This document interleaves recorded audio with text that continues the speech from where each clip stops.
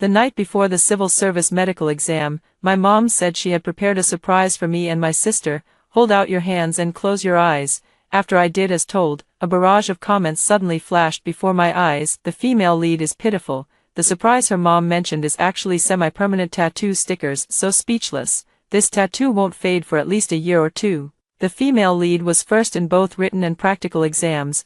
All that studying for nothing. Whose fault? Is it that her mom favored the younger sister? They got rid of the female lead, and the second-ranked sister directly secured the spot, right? Seeing this, I still didn't move a single inch, so, I gave both of you sisters tattoos of blooming wealth and prosperity. Pretty, right? When I opened my eyes, Mom was proudly showing off her masterpiece. My little sister played along and laughed, but they didn't know. I had already swapped the tattoo stickers, let alone making up the list to secure a position. My sister will never have a chance at a government job in this lifetime. 01. When I was reborn, I swapped the temporary tattoo my mom had bought while she wasn't paying attention. I replaced the semi-permanent tattoo she had prepared for me with a version that would rub off with just a touch. As for the younger sister's share, it was swapped out for an ultra-strong permanent tattoo I had custom-made on an urgent basis, one that would take at least 50 years to fade. As I closed my eyes, waiting for what my mother called a surprise, the barrage of comments exploded. The female lead is still grinning like an idiot,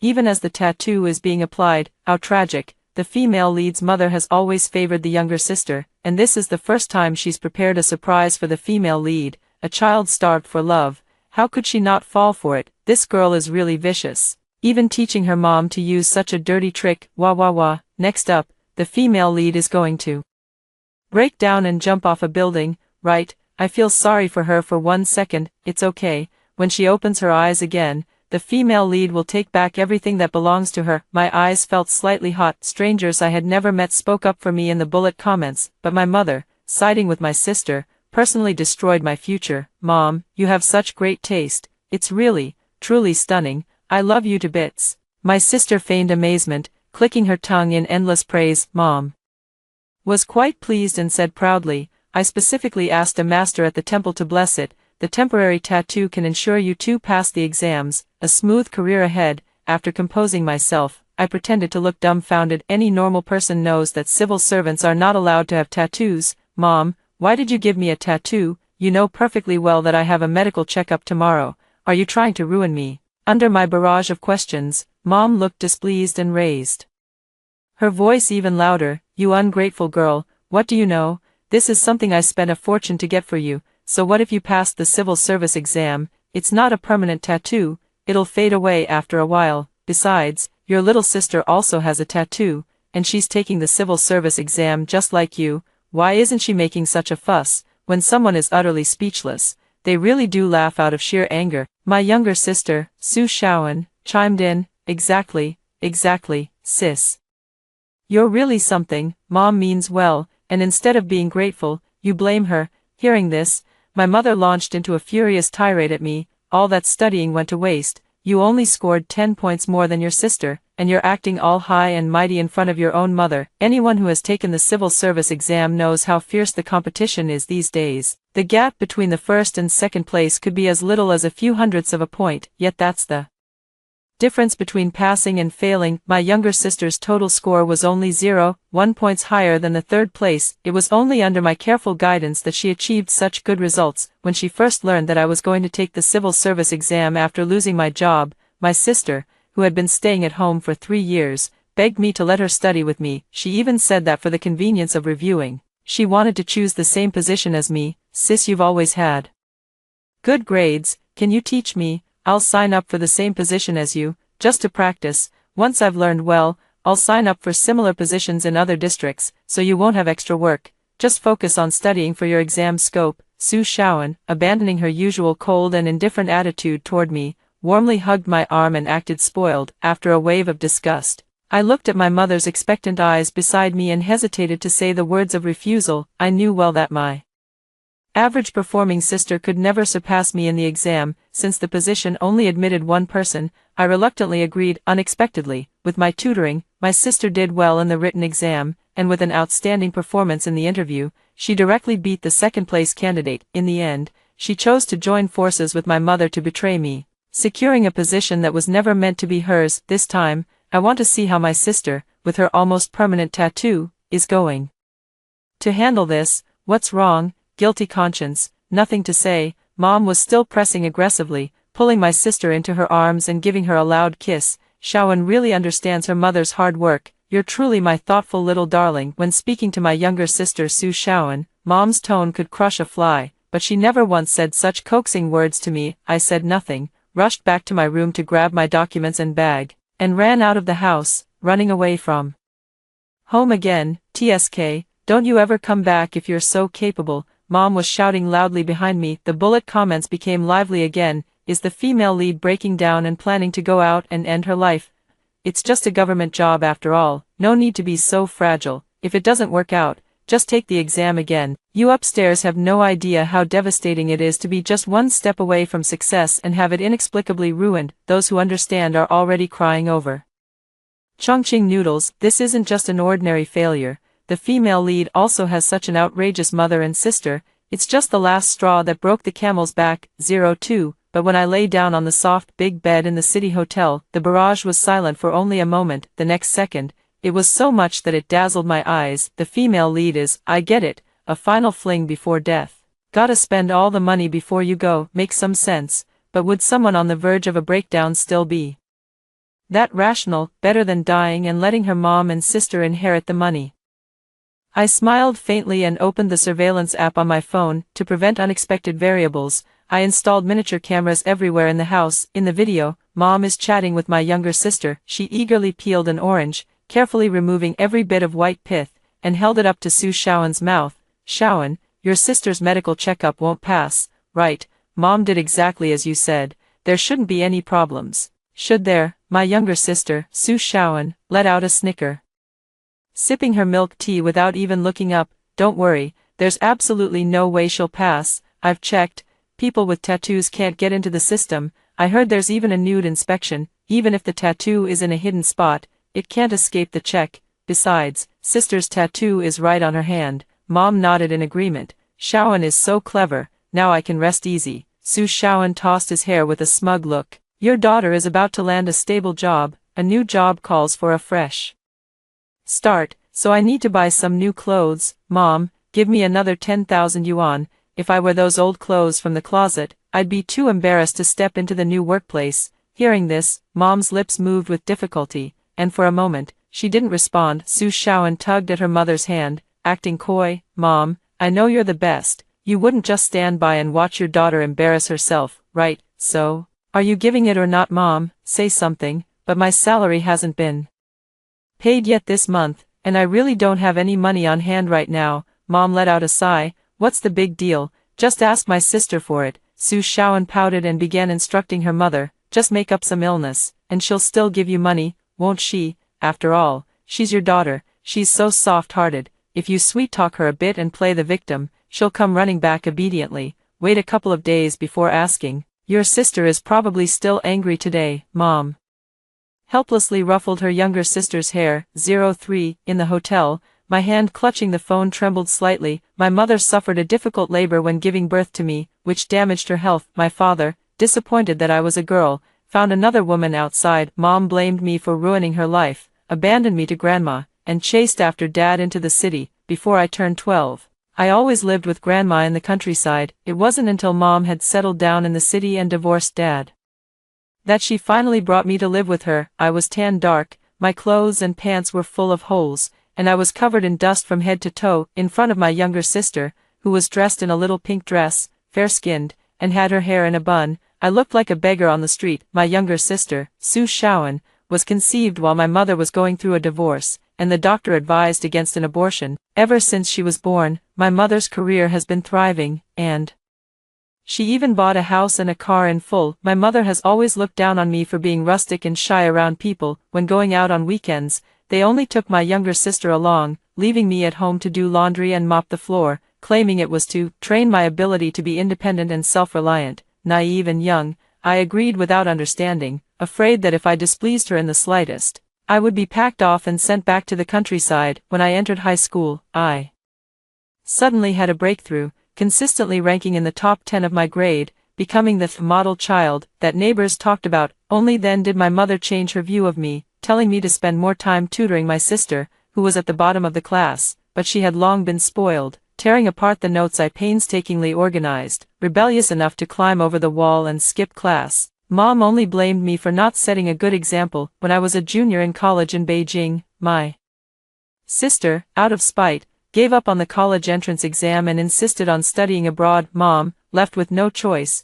had to sell the 200-square-meter house in the city. After spending over $2 million, my younger sister returned home with a diploma from a diploma mill. Mom, the job market is tough right now, so I think I'll just prepare for the civil service exam. With that one sentence. My sister has been holed up at home for 3 years. She stays locked in her room all day, constantly finding ways to ask for pocket money. Mother never spoke a harsh word to my younger sister. She just worked 3 jobs, day and night, tirelessly earning money, and occasionally asked me for money to cover urgent expenses. I watched as Mother's hair gradually turned gray, her back bent and unable to straighten. She couldn't even bring herself to buy the most basic pain relief patches. Every now and then, when I receive a medical report photo from my mom, my heart still softens. I've been sending her money sporadically over the years, and it adds up to nearly 100,000 yuan, and I wasn't well off when I was working. Every single dollar was pinched and saved with great difficulty. I cancelled the 500 yuan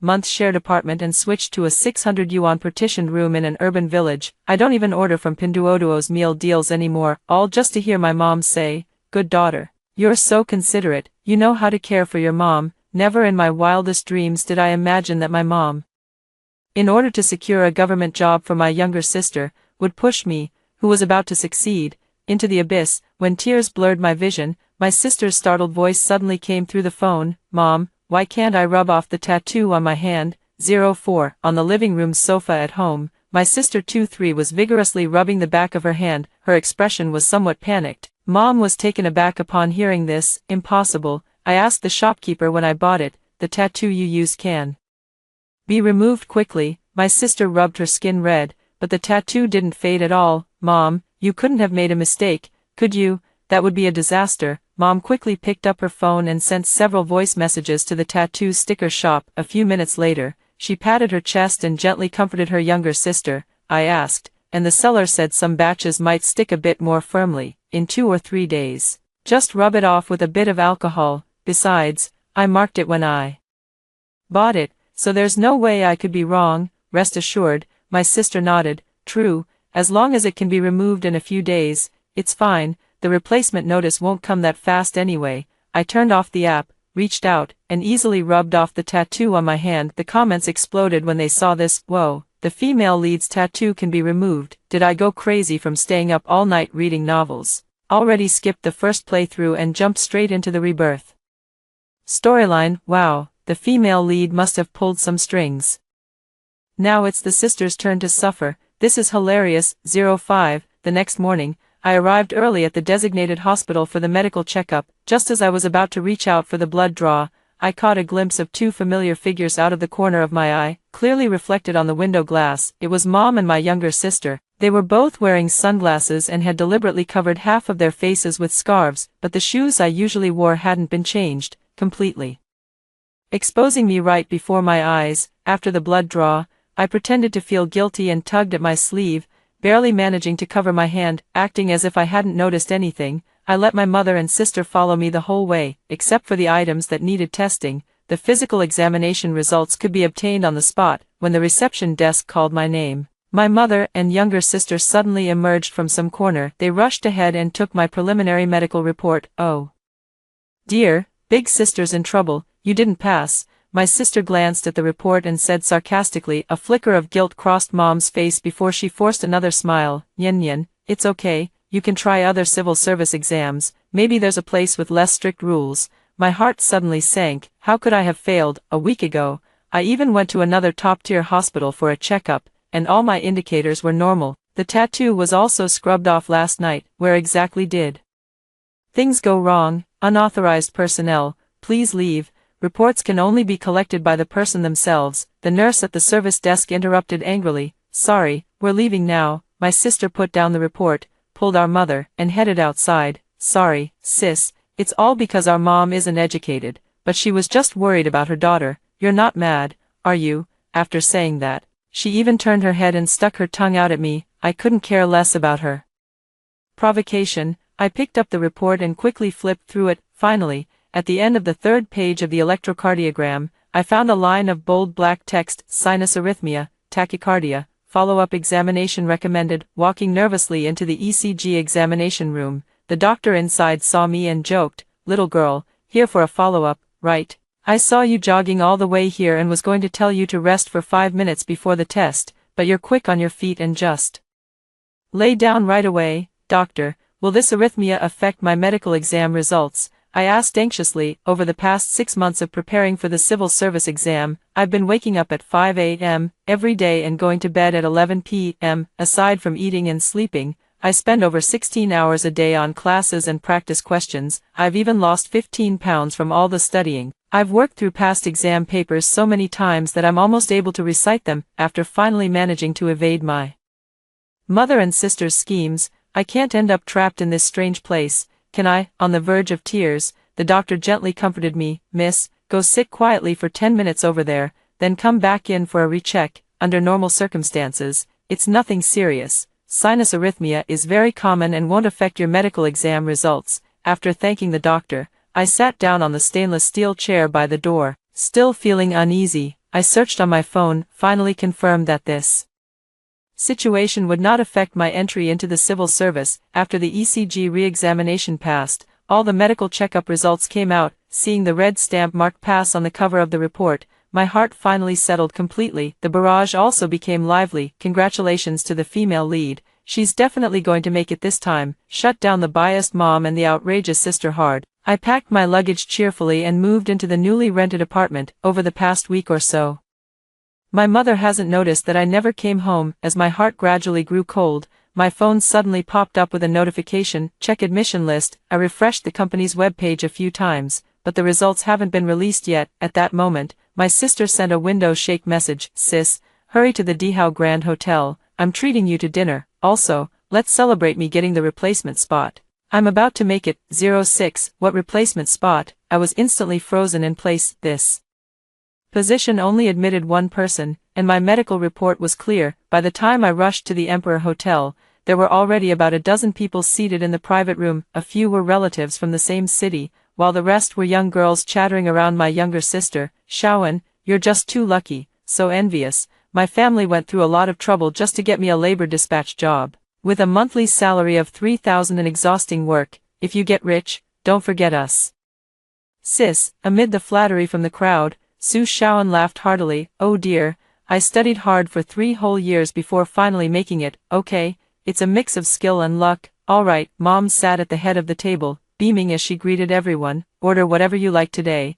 Our Shaoan worked hard for 3 years and finally got into the system. Everyone, don't be shy, eat as much as you want." With that, she raised her hand and called over the waiter, "Bring 2 cases of beer and a bottle of red wine." She turned her head and froze when she saw me. "Nian Nian, why are you here too?" Mom looked around, frowned, and spoke in a displeased tone. The mahogany table in the private room could only seat 16 people. There wasn't a single empty seat left at the scene. Su Shaoan, pretending to be considerate, waved at me enthusiastically. "Sis, take my seat, I'll just eat standing up. Come on, soak in the festive vibes." The tone was dripping with sarcasm. Seeing this, several relatives gave a thumbs up. "Shaoan is such a child, both ambitious and considerate. Studying abroad really makes a difference." The tax bureau, what a great place. "We're counting on Shaoan to look out for us relatives in the future." Upon hearing this, my mother grinned from ear to ear, waving her hands repeatedly. "Just an ordinary clerk,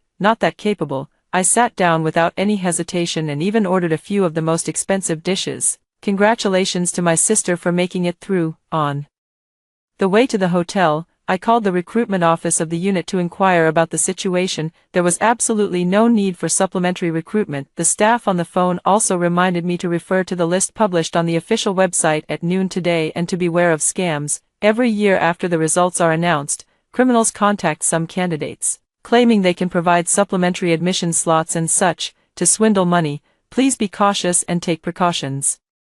Everything should be based on the official announcements from our unit.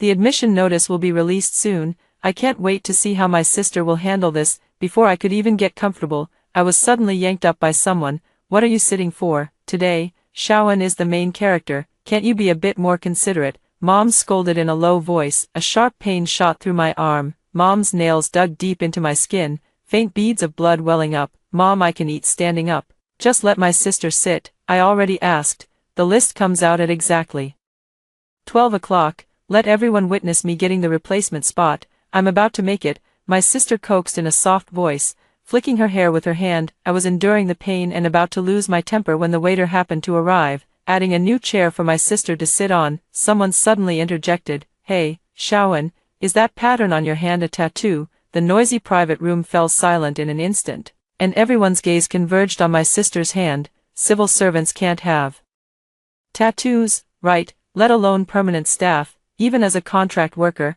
I'm not allowed to dye my hair. Tattoos probably wouldn't even pass the medical exam. My sister smiled and explained, "This is just a sticker my mom put on me for fun. It comes off easily. It's not a real tattoo, don't worry, everyone. That's good, just make sure you take care of it early, or else the money for the medical checkup will go to waste." A young girl kindly reminded him as the banquet neared its end. Su Shaoan stood up with a glass of red wine in hand and turned on the projector in the private room. On the screen was the announcement page of the company's official website. "There's 1 minute left, everyone count down with me." Her smile was bold, and she even shot me a provocative glance. The comments were going wild. Sis, the more arrogant you are now, the harder you'll be slapped in the face later. Don't even mention it. This woman is surprisingly big on ceremony. Serious people keep their civil service exam prep under wraps. Popping champagne halfway through is just asking for trouble. Mom was very supportive, leading the applause. As expected of my little one, relatives and friends chimed in with the countdown. 5, 4, 3, 2, 1. A notice appeared on the webpage. Public announcement of proposed hires for the 2025 Tax Bureau of District C, Province A. Su Shaoan clicked in without hesitation, but the smile instantly froze at the corner of his mouth. 07, the first line of the list clearly bore my name, Sun Yinyan. The entire venue fell into a deathly silence for 3 seconds. Impossible, absolutely impossible. Su Shaoan's face turned deathly pale as he let out a sharp shriek. Mom clutched her chest, her face flushed red, as if she couldn't catch her breath. "What's going on?" someone asked. "Sun Yinyan, what are you up to again? I clearly saw that you failed the medical examination. I've raised you for nothing. You know full well that Shaoan has worked hard for 3 years just to pass the civil service exam. It's not like you can't find a job. Do you have to ruin Shaoan's chances?" Mom had just recovered when she immediately pointed at me and started cursing. Exactly, sis, what bad things have you been doing behind our backs?" They said the spot would be passed down to me, the second-place candidate, and even told me to schedule a medical checkup for the day after tomorrow. Su Shaoan's eyes darted around as he hesitated. "You didn't spend money to pull strings, did you? Even if you're my sister, I won't stand by and watch you go down the wrong path," she said, putting on a look of concern for me. Upon hearing this, my mother believed it almost entirely and gave me a heavy stomp under the table. Seeing me wince in pain, she grabbed my ear and said, "Look at your sister's vision. Go, settle today's bill first. Then come with me to the police station to turn yourself in and return Shaoan's position. Only then will I forgive you." I grabbed my mother's hand and twisted it behind her back. A crisp sound of bone breaking echoed through the private room. The relative stared in shock. My mother, her eyes rolling back in pain, raised her other hand to slap me. I was already on guard, bending down to dodge and forcefully knocking her hand away. "You ungrateful daughter, you heartless wretch, I almost died giving birth to you, and you dare to lay a hand on me, and you stole your sister's job." Mom clutched her fractured wrist, shouting in pain, "I'm calling the police to have you arrested right now." Seeing this, the relative stepped forward to mediate, urging, "We're all family, don't take this to the police station. How embarrassing would that be? Shaoan, you're sensible, quickly talk some sense into your sister." Before Su Shaoan could speak, a few of her friends retorted, "In a society governed by the rule of law, where is morality, where is justice? If it calls for the police, then call the police. I can't stand people who take crooked paths." Shaoan earned her civil service position through her own ability. How could you, as her sister, have the nerve to take it away? Shameless. Upon hearing this, Mom nodded repeatedly. "Call the police." "Yes, do it now, Mom." "Forget it, calling the police won't do anyone any good." Su Shaoan quickly stopped his mother and turned to me, saying, "Sis, you don't want a criminal record, do you? Listen to me. Go to your workplace, sign a statement renouncing your admission, give me some money, and cover mom's medical expenses. I'll be magnanimous and promise not to say a word about this, then it'll all be over. I won't ask for much, just 100,000 yuan, you've been working for years, so you must have some savings. I laughed in anger, picked up my phone, and dialed 110, hello, I'd like to report someone for extorting a prospective public official and spreading rumors. Su Shaoan was stunned when she saw me calling the police, but quickly put on a tough front, alright, sis. Pretending to call the police just to scare me, when you get caught later, don't blame me for not warning you. I held up my phone, showing the ongoing call screen, and smiled slightly. Just wait and see who the police come for. 08. The police arrived at the scene in less than 10 minutes. My mother, with tears and sobs, accused me of the bad deeds I had done. This unfilial, rebellious daughter of mine stole her sister's job and even laid hands on me, her own mother. My hand is broken, officer. You must arrest her, give her the harshest sentence possible, lock her up for as long as you can. Su Shaoan, while comforting her, added fuel to the fire. My sister, sigh, officer, it's just as my mom said, she has tattoos, failed the medical exam, yet still got into the system. Please investigate thoroughly. The two police officers listened with furrowed brows but still asked patiently, do you have any evidence for what you're saying? Yes, look at her arm, without giving me a chance to explain, mom grabbed me and abruptly tore open my long sleeve, proudly showing it off. Right here, look, I put it on myself, so there's no mistake, but the exposed half of my left arm was smooth and fair. There was no trace of a temporary tattoo anywhere. Mom stood frozen in place for a moment. Su Shaoan's eyes widened, and her lips began to tremble uncontrollably. No, this isn't right. She quickly stepped forward and pulled open the sleeve on my other side. There is still no trace of any tattoos. I openly show myself to everyone, the police officer sighed helplessly and warned sternly, you can't make something out of nothing. Spreading rumors will lead to legal consequences. Su Nianyan, where the hell did you put the tattoo? My mother still refused to accept reality, desperately pulling at my hand, trying to find a flaw. I shook her off, but she wouldn't give up, lunging at me like a madwoman. It took the police a great deal of effort to pull my mother aside. I handed the police a recording containing my sister Su Shaoan's voice slandering and blackmailing me. Before entering the private room, I had already turned on the recording function on my phone. My original intention was to capture the moment my sister lost her composure, but it turned out to be much more useful.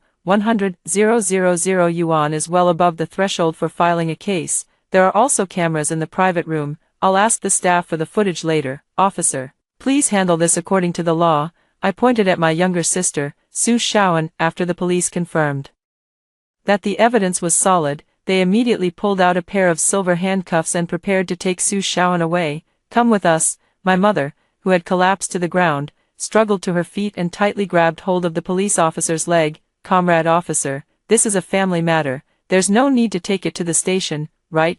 Please, have mercy and let my daughter Shaoan go. Okay. She then turned to me, playing the victim. Su Nianyan, for your mother's sake, let your sister off. I've worked so hard to raise you both. I can't bear to see you two siblings tear each other apart. I let out a cold laugh. The mother, who was just shouting at the police, demanding they arrest me and give me a harsh sentence, now suddenly cares about sibling bonds. She also worked hard to raise me. Ridiculous. At most, she gave me a meal to eat. When I moved to the city to live with her and my sister, I did almost all the housework. Without even glancing at my mother, I asked the police to carry out the law and prepared to leave the private room. My mother tried to chase after me, but the waiter, who had been watching the drama for a while, swiftly blocked her way. Ma'am, please hold on. The total bill for the private room is 28,900 yuan. Will you be paying by scanning a code or with cash? Su Nianyan, you come back here, pay the bill, or don't blame me for disowning you as my daughter. I let out a scoff and tossed out, believe it or not, do I even care, before walking away without looking back, ignoring her hysterical shouts and curses behind me. 09. That evening, I was eating a family-style spicy hot pot in my apartment while watching the home surveillance footage. Mom pushed open the door with her hair disheveled, followed by several burly men. Hurry up and pay the bill. How dare you book our most expensive private room without any money? Are you out of your mind? Your place is a dump, and you're addicted to pretending to be rich. The men looked around the house, urging Mom to hand over the money. Mom muttered softly, I really don't have any money. Go ask my eldest daughter for it. One of the big men cursed at her. Stop your nonsense. that woman called the police today, and she clearly isn't someone to mess with.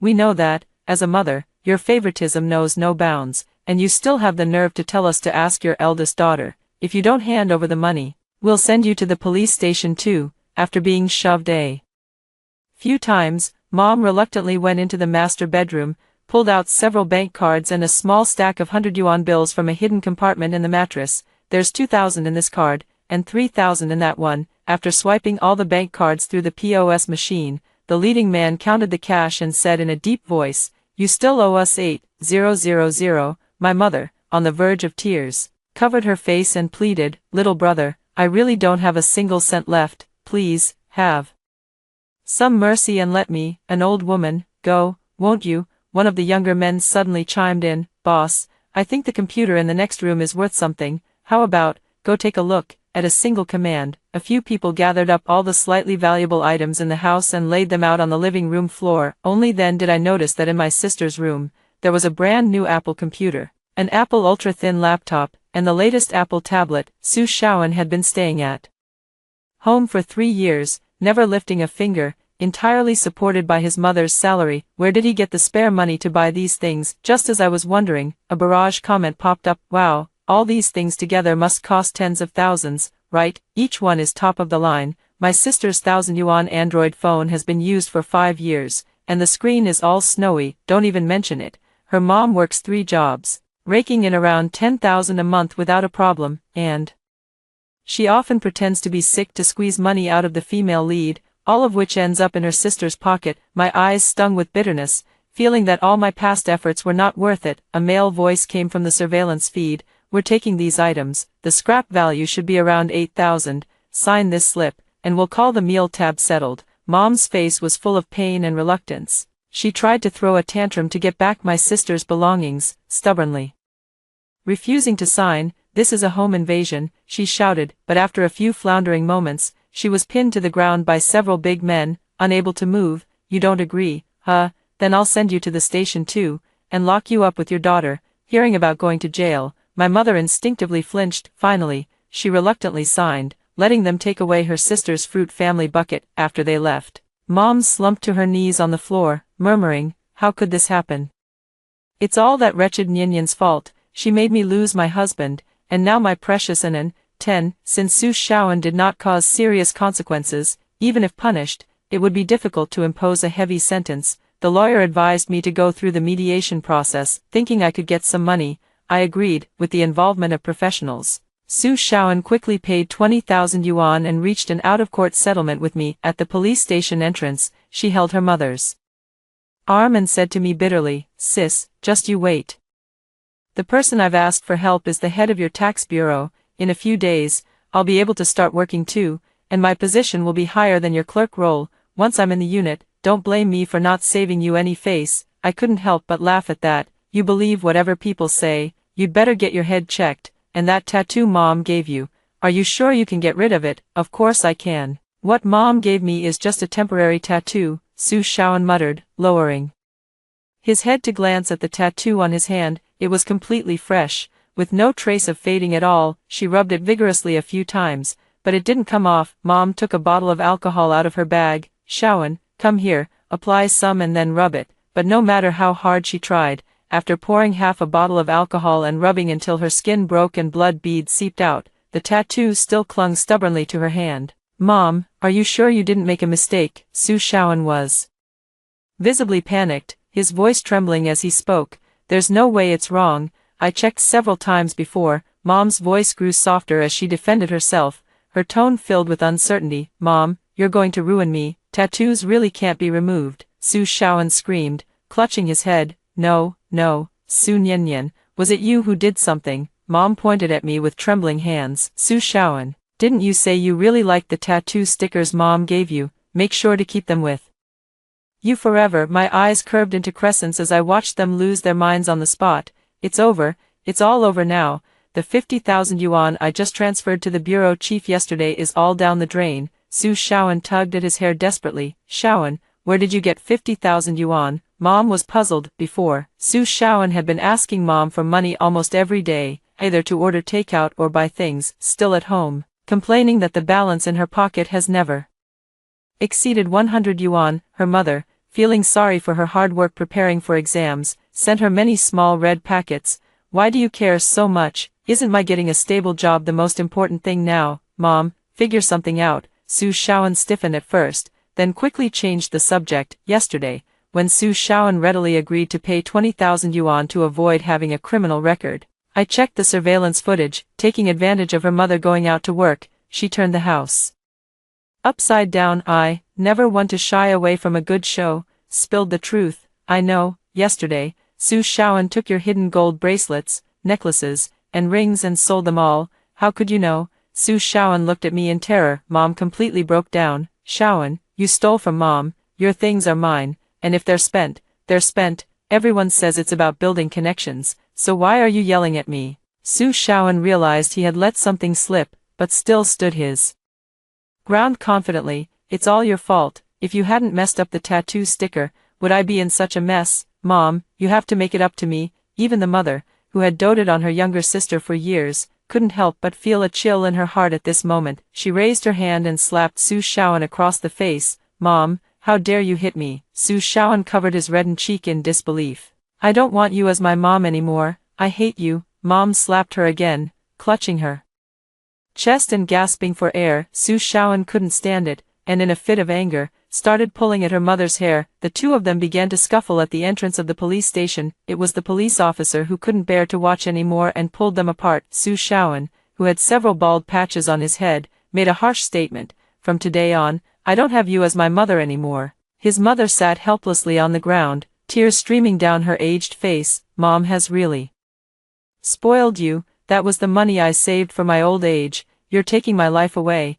11. A few months later, I heard from a relative that Su Shaoan had taken the family's money and run away, completely cutting ties with her mother. Her mother was so enraged that she suffered a stroke and was hospitalized, no longer able to work and earn money, unable to extort me. Her mother had no choice but to take Su Shaoan to court, demanding the return of the stolen gold. By the time Su Shaoan was summoned to court, he had already been swindled out of all his money and was mentally unstable. He could only mutter repeatedly, I'm the department head. Who dares to touch me? Get away, all of you, get away. Haha, a temporary tattoo from Mom. Seeing her like this, Mom fainted on the spot. The relative on the other end of the phone urged me, after all, she's your family. When you have time, you should go back to the village and visit. Your mom has it really tough, having to take care of your sick little sister. I gave a perfunctory reply and hung up the call. Whatever. Later, my mother came to the tax bureau to find me a few times, but she was always turned away by the security guards. After the bureau leaders learned about my situation, they approved my transfer application. In a strange yet fresh city, I began a new chapter of my life. After hearing the first story above, what are your thoughts? Feel free to share your opinions in the comments section. Next, there is another similar story. Let's continue to see. My mother-in-law is well known throughout the village for her frugality. To save money, she gave me expired milk before an important business meeting, which led to my dismissal from the company. To save money, she picked up a small umbrella from the trash and placed it in the nightstand between my husband and me, ultimately causing my death during a difficult childbirth at an advanced maternal age. After my death, the entire family stood before my grave and said I was simply unlucky. My husband used my compensation to marry another woman, and my daughter used my savings to study abroad. Given a second chance at life, I'll leave this good fortune to my husband and daughter. I saw my mother-in-law's smiling face again, and I pinched myself hard, confirming it wasn't a dream. I laughed out loud with joy. Daughter-in-law, it's just a glass of milk. Is it really worth being this happy about? My mother-in-law looked at me with suspicion. Not just in this lifetime, but even in my previous one, I rarely gave him a pleasant expression. Before my mother-in-law came, our family of 3 lived a warm and comfortable life. We rarely argued, but ever since my mother-in-law arrived, she always finds various reasons to save money. In my previous life, it was at this time that I told my husband that signing this deal would lead to a promotion and a doubling of my salary. Upon hearing this, my mother-in-law specially brought me a glass of milk, saying it was to show her care for my hard work in earning money. I had no guard up, and that day I suffered from vomiting and diarrhea, ultimately missing the meeting with the client. Even though I later explained to the client, they still filed a complaint with headquarters. Not only was I passed over for promotion, but the bet on this deal also failed. I was dragged away while kneeling downstairs at the client's building. and the company fired me directly. I became a full-time housewife at home. But I never expected that I would still get pregnant despite taking precautions every time. I argued and made a fuss, but in the end, unable to resist the effects of pregnancy hormones, I agreed to have the child. During the difficult labor, my mother-in-law refused a cesarean section to save money. I died on the operating table at the age of 40. After my death, my family enjoyed my compensation and savings, living quite comfortably to save money. My mother-in-law even hastily buried me in the wilderness, while my husband and daughter lamented that I had no luck in life. In this life, I smiled as I took the milk my mother-in-law gave me, and poured it into the flower pot after she left. Since I have no such fortune, let them enjoy it to the fullest. The next day, I energetically took the client on a tour of the factory. Everything went surprisingly smoothly, and we agreed to sign the contract next week. After securing this order, I plan to apply for a transfer to another province. Starting fresh in a new place is better than staying with a bunch of ungrateful people. Before parting, I said a few kind words, subtly hinting to the client that every family has its own troubles. Everyone has a bit of a gossipy heart, and the client not only didn't mind but even comforted me. A few words. When I got home, I thought about my past life. After missing the meeting with the client, I hung my head like a frostbitten eggplant, hearing my mother-in-law and husband happily chatting at home. Son, you can't let a woman climb over your head. If a woman earns too much money, her mind will wander. I'm the one who's really good. I scolded that client, and if he doesn't hold a grudge against you and your wife, that's already pretty good. He definitely won't agree to sign the contract. See, this time your wife will surely be able to stay at home and give birth to a big, healthy baby boy. I angrily barged in and confronted them, never expecting my daughter to come out and take their side. Mom, Grandma is right. The most important thing for a woman is to know how to manage the household. Grandma always saves money to buy me ice cream. Look how harmonious the relationship is among the three of us. I was so devastated that I fell ill. During my recovery, my husband and daughter took turns bombarding me, and I eventually gave in. It was precisely because I missed the warmth of family that they found an opportunity to take advantage. I scrolled through the chat records and only felt a sense of reality when I saw the message from the client agreeing to sign the contract.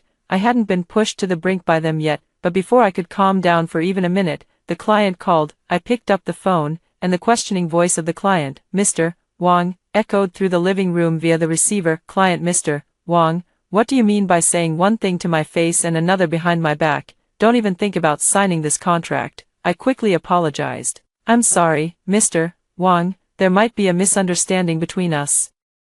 Please give me a chance to explain. Mr. Wang ignored my apology. No need to say anything. Not only will I not give you this contract, but I will also file a complaint against you. Just wait to be fired. Mr. Wang, I'm sorry. Hello. After Mr.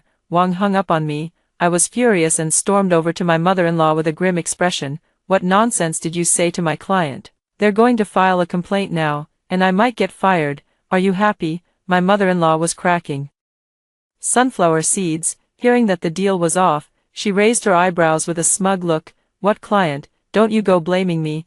I let out a sigh and said calmly, it's fine if you don't admit it. I'll go talk to the client and compensate them for their emotional distress. Maybe Mr.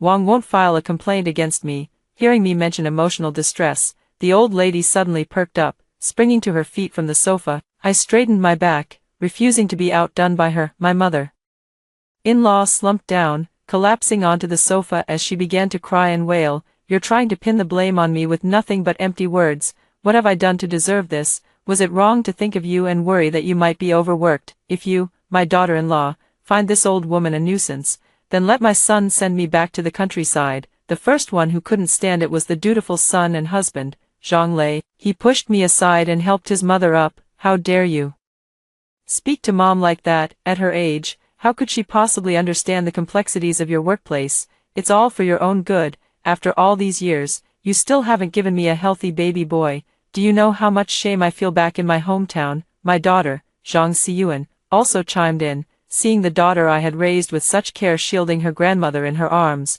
my heart couldn't help but ache. Mom, Dad is right. Grandma has always said you refuse to give me a younger brother. You have no idea how much I envy families with siblings. My husband furrowed his brows, looking down at me like an emperor, and issued his decree. Go tell your boss that you were the one who cursed at the client. The company will definitely fire you. since the company will compensate you with N+1 severance pay if they fire you. That's a decent amount of money. You can just stay home and focus on preparing for pregnancy, so this is the context where, sharing the same breath and branches, is used. I tried hard to suppress the anger surging from the depths of my heart, turned around, and let out a long sigh. I kept repeating silently, calm down, once the contract is signed, I can leave. I put on a smile and said, all right, husband, I'll listen to you and Mom, but my boss asked me to hand over the tasks I'm currently working on. Mom truly deserves the title of Zhang Village's #1 money saver. Not only does our family get the money, but I can also focus more on taking care of everyone. Ginger is spicier when it's old. My mother-in-law, flattered by my praise, began to swell with pride and started boasting about her victorious achievements. Meanwhile, my husband and daughter kept showering her with compliments. Such a warm family atmosphere should definitely be cherished and maintained. The next day, I arrived early and waited at the entrance of Mr. Wang's company. Quietly anticipating his arrival, Mr. Wang looked at me with an angry expression, and the security guard blocked my way. I don't want to see her, get her out of here. I followed behind, pleading continuously, but Mr.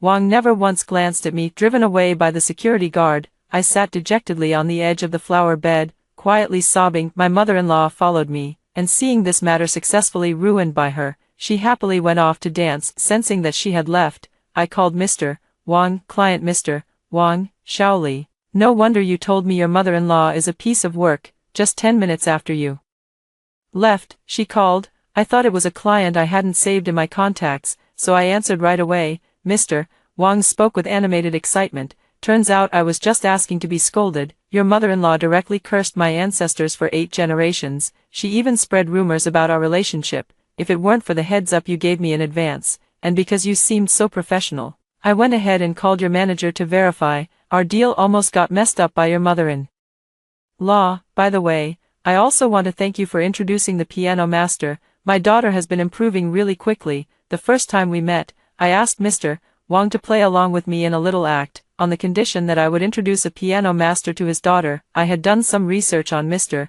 Wang beforehand and found out his daughter loves playing the piano. It took me half a year to finally get that piano master to agree. My daughter Zhang Xiyuan has been forced by me to practice piano since she was young. Although it was very tough, she won many awards. If she could receive guidance from this piano master and win first place in the competition, she would have the opportunity to study abroad. However, after winning the award in her previous life, she gave an acceptance speech. In her 500-word thank you note, not a single word mentioned me. In the end, she ignited the entire audience with the phrase, "It's all thanks to natural talent." Since putting in so much effort brought no appreciation, I simply decided not to bother anymore. When I returned home, I continued to pretend to be in low spirits and locked myself in my room. My mother-in-law knocked on the door and handed me a few broken ice pops without their outer packaging, her expression full of concern. Daughter-in-law, don't get upset about losing your job. It's hot out. Have a few ice pops to cool down. Seeing that I didn't take them, she pointed outside and said proudly, there are still 100 more in the fridge, so don't worry about it. If they run out, I'll go get more. She suddenly stopped speaking, as if remembering something, and kept pushing them into my hands. I was a bit puzzled. Mom, why did you buy so many? Even if the wholesale price is cheap, there's no need to buy in such bulk. Seeing that I wasn't taking it, she peeled one open and started licking it. Only I can find ones that don't cost anything. Don't say it, but the free ones really do taste better. I'll go pick up more tomorrow. The icy juice dripped down, lingering on the shell. My mother-in-law carefully licked it, making contented sounds. I watch as the colorful crushed ice, with its transparent shell dotted with some brownish specks, lies on the plate. With a swipe, the plate is knocked away, sending the crushed ice scattering across the floor and shattering the plate into pieces. Oh dear, you wasteful woman, my popsicles, my $2 plate. Hearing my mother-in-law's exclamation, my husband and daughter also come running over, sucking on their crushed ice treats. My stomach churned, and with a retching sound, I vomited all over the floor,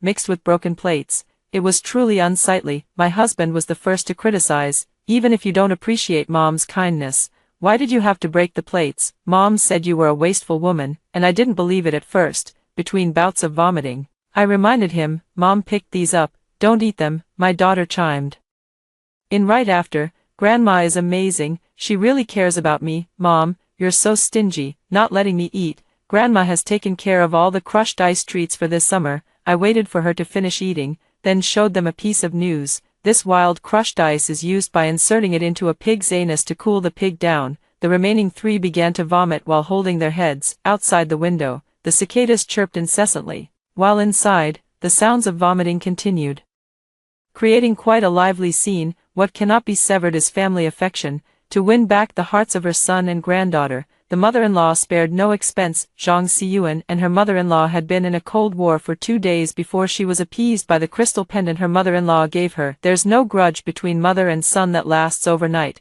After a few complaints from my husband, it was over. After all, it's his own mother. With our daughter's college entrance exam approaching, my mother-in-law couldn't help but show off. The night before the exam, my mother-in-law reminded my husband and me to come home early, saying she had prepared a big meal to boost our daughter's morale. My promotion and transfer application was also approved, so it was time to celebrate properly. I bought some prawns and brought them home. On the dining table, there were 2 plates of dumplings and a few plates of vegetables. I looked left and right but couldn't see any grand feast.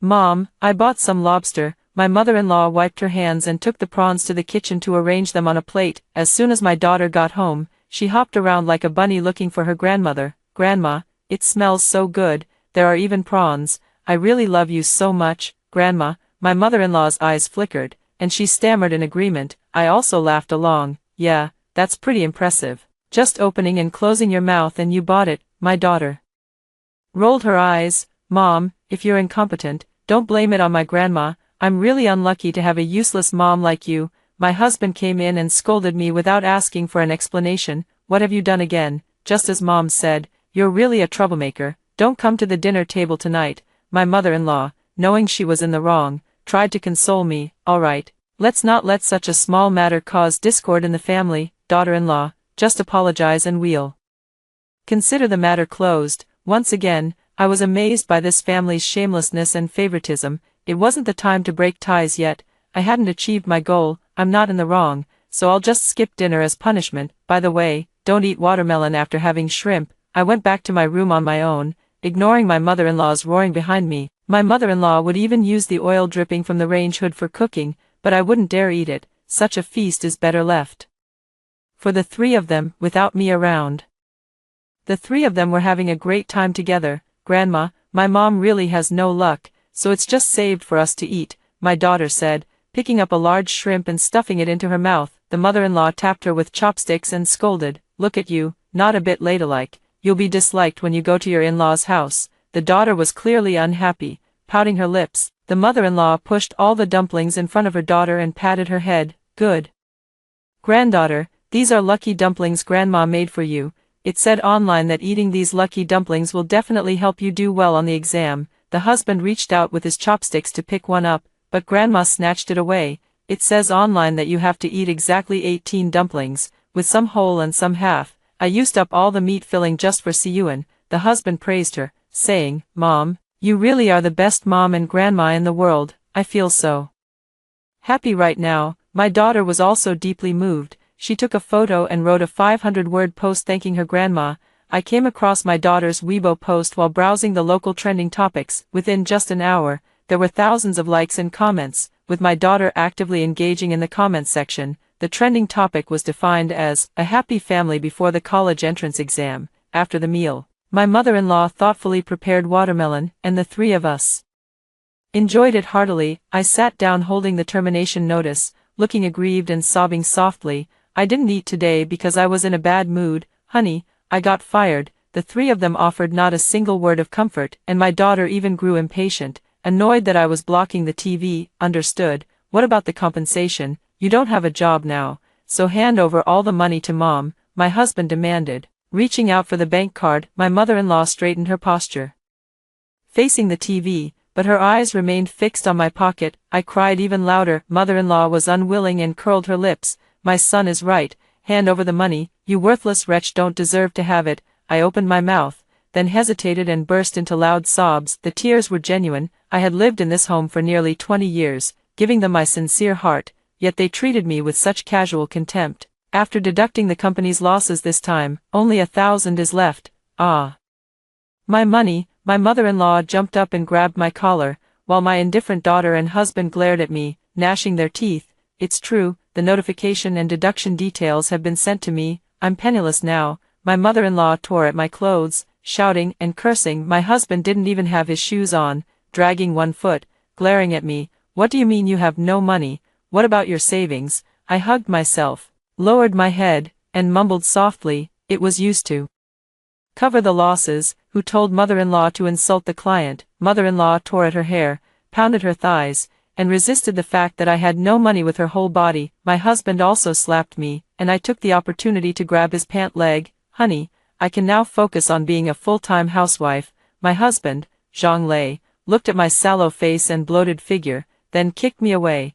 I want a divorce, you jinx. All you know how to do is sow discord in the family. After crying bitterly, my mother-in-law got up from the ground and pushed me. Yes, son, divorce this jinx. She wasted so much money, make her leave the 1,000 yuan before she goes. With that, she snatched the cash from my hand. Husband, don't you want me anymore? Siyuan, don't you want your mom anymore? The daughter, who had been hiding in the corner without making a sound, gritted her teeth and spoke up. Get out, I don't have a mother like you. I want to sever our mother-daughter relationship. With tear stains on my face, I was dragged to the door by my mother-in-law. When my husband Zhang Lei called out to her, wait, sign a divorce agreement before you leave, so you won't try to find loopholes again. Afraid that I wouldn't write it, my mother-in-law locked me in the room with fiery eyes, forcing me to write it. The daughter, who hadn't spoken up all night to support her mother-in-law and husband, began rolling on the ground. Dad, my stomach hurts, take me to the hospital quickly. Ah.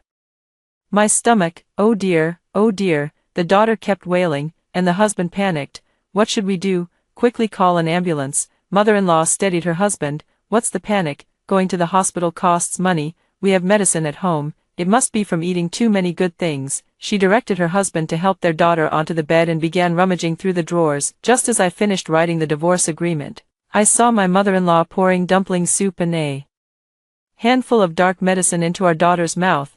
Beads of sweat rolled down her face as she clutched her stomach, wailing incessantly. Driven by maternal instinct, I instinctively threw the agreement at my husband, picked up our daughter, and prepared to take her to the hospital. My daughter pushed me away, saying, "Get out, it must be the shrimp you bought that made my stomach hurt, how unlucky." My mother-in-law and husband also drove me away, in the middle of the night, with nothing to my name. The hatred and beauty of my past life intertwined. I had achieved the result I wanted, so why did my heart still ache so much? After taking the medicine her grandmother gave her, Zhang Siyuan felt a bit better and began to blame her mother. Since childhood, her mother had always restricted her in one way or another in the name of love, but after her grandmother arrived, she could get candy by throwing a tantrum and watch TV as much as she wanted. Even the headache-inducing extracurricular classes were refunded with Grandma's help, and just a few days ago, Grandma gave her a blue crystal necklace, which made her the envy of her classmates. Just as she was beginning to doubt whether she was her mother's biological daughter, a sharp pain surged in her stomach. It felt as if a pair of large hands were tearing at her insides.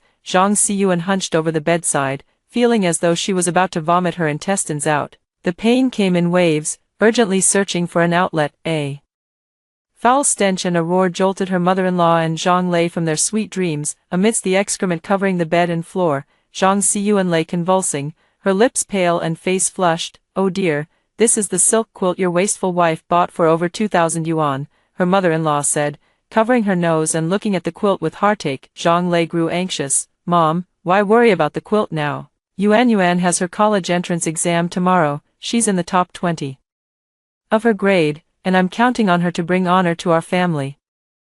The medical staff could smell the foul odor as soon as they entered the hallway, and inside the room, it was so overwhelming they could barely stand. The commotion also startled the surrounding neighbors, who crowded into the hallway to watch the spectacle. Did the Zhang family cook up some shit to eat? Good heavens, why does it smell so awful? Just during dinner, I heard it was lively and noisy, and now in the middle of the night, they've called an ambulance. Oh my god, my stuffy nose that's been bothering me for a month has been cured by the Zhang family. This stench is just too good. Zhang Lei's face changed color repeatedly, turning red then dark, wishing he could find a crack in the ground to crawl into. At the hospital, the doctor asked what she had eaten. She ate the meat dumplings I made, and the shrimp that my jinx of a daughter-in-law bought. It must have been the shrimp she bought that wasn't clean, making my poor granddaughter sick, the mother-in-law cried and wailed to the doctor. Initial investigation suggests food poisoning. You'd better bring in what you've eaten for testing. Zhang Lei went home and took some leftovers. He remembered the leftover meat filling from the dumplings his mother had made, so he took some of that too, along with the medicine he had taken. Zhang Xiyuan was still unconscious. He slumped in the hallway, waiting for the test results. The hallway before him began to blur. He pinched the bridge of his nose, forcing himself to stay alert. In his heart, he silently repeated, "She must wake up." This time, he had boasted in front of the relatives in the village about her college entrance exam results. The mother-in-law cried for a long time, exhausted, and fell into a deep sleep on the chair, occasionally muttering in her sleep, "Ambulances are expensive, so expensive, so expensive." The test results came out first. The doctor flipped through them, his brows furrowed into a tight knot. This family was truly bizarre. "Didn't you know that shrimp shouldn't be eaten with fruits high in vitamin C? I told you that Jinx would be so kind as to buy shrimp. She just wanted to harm my granddaughter." The mother-in-law stood up agitatedly, pacing back and forth while cursing, "But we all ate it. Why is it only my daughter who's affected?" Zhang Lei patted his own stomach. Her mother-in-law shot him a sidelong glance. "It must be her shrimp that's the problem. Since Yuan didn't go with her, she became jealous, or maybe she put something in the watermelon, in the presidential suite." I sneezed in my sleep. "It's not about the shrimp or the watermelon, I'm just giving a heads up. The patient's family should calm down first. The patient ate spoiled meat, which normally wouldn't have been this severe, but you also gave her medicine that expired several years ago. Fortunately, she's stable now." The doctor finished speaking and was called away by the ringing of a bell. The remaining two people looked at each other, the mother-in-law's eyes drifting, her hands unconsciously picking at the hem of her clothes. "Mom, didn't I give you money to buy meat? You went and bought discounted meat again, didn't you?" Zhang Lei's temples throbbed. The mother-in-law's voice was as faint as a mosquito's. "No, I used the leftover meat filling from the fridge last time. It didn't cost anything." Zhang Lei's ears were buzzing. "The last time we made dumplings was during the Chinese New Year, and now it's already June. Good heavens, it's been half a year, and when were those medicines from? I don't remember having them at home." Zhang Lei gritted his teeth until they ached, asking through clenched teeth, "Were they bought the year my dad passed away? Are you deliberately trying to ruin Yuan's college entrance exam?" The mother-in-law, knowing she was in the wrong, saw her son blaming her like this and resorted to acting shamelessly. She sat down on the ground and refused to get up, slapping Zhang Lei's legs while raising her voice in a high-pitched tone, complaining with a sense of grievance. "Oh, I, an old woman, have saved money for you, and now I'm being blamed for it. How ungrateful. Who was it that raised you all these years? If I hadn't saved money for you, would you have been able to go to college? Don't worry about me anymore. I'll go back to my hometown tomorrow and keep your dead father company." Zhang Lei thought about how hard his mother-in-law had worked to raise him, and his heart softened. He helped his mother-in-law up, comforting and apologizing to her as he did so. "The patient in bed 302 is awake,"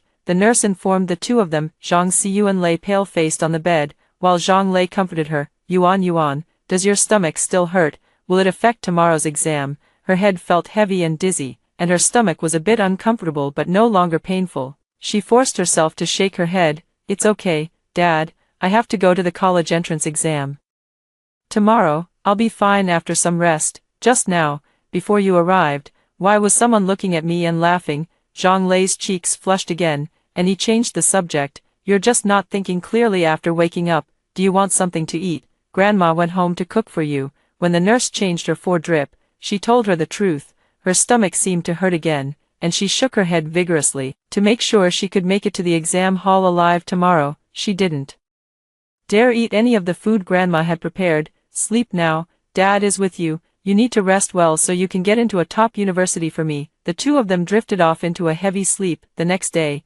Zhang Xiyuan walked into the examination hall under Zhang Lei's hopeful gaze. After sitting down, her eyelids drooped halfway, and even moving her eyeballs felt exhausting. The moment the bell rang, the entire school fell into an unusual silence, leaving only the rustling of pages being turned and the sound of pen tips gliding across exam papers. Suddenly, a gurgling noise broke the serious atmosphere. This was followed by a series of foul-smelling farts spreading through the confined space. The examinees could only seethe in silent anger, holding their noses as they continued to answer the questions. Zhang Xiyuan's stomach continued to ache, when the pain struck, her knuckles turned white as she clenched her fists. Using the pain to stay awake, wave after wave of pain forced her to prick her hand with the tip of a pen. Her consciousness grew increasingly hazy, until finally, the taut strings snapped with a foul stench. The school had arranged for an ambulance in advance, and she was taken back to the hospital within 10 minutes. Zhang Lei happened to be handling the discharge procedures when he saw Zhang Xiyuan appear again.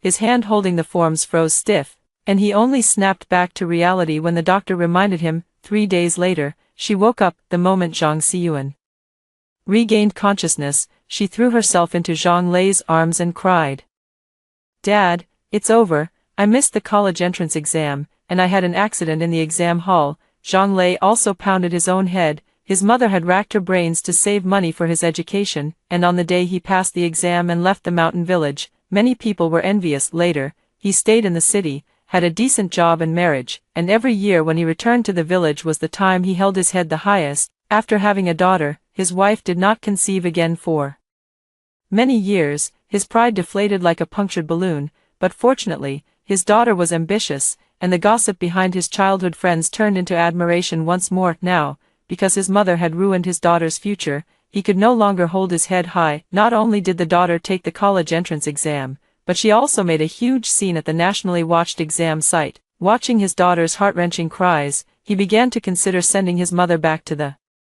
village, but seeing his mother's cautious demeanor, he clenched his teeth until they ached, and his resolve quietly faded. After returning home, Zhang Xiyuan locked herself in her room. After the mother-in-law brought in 3 dishes and a soup, Zhang Xiyuan glared with wide eyes, the veins on her neck bulging. "Get out, it's all your fault that I got laughed at by my classmates, and my dream of going to college is ruined." The mother-in-law knelt on the floor, picking up the broken dishes and bowls, continuously blaming herself. "It's all my fault, even when I'm old and just want to be good to you.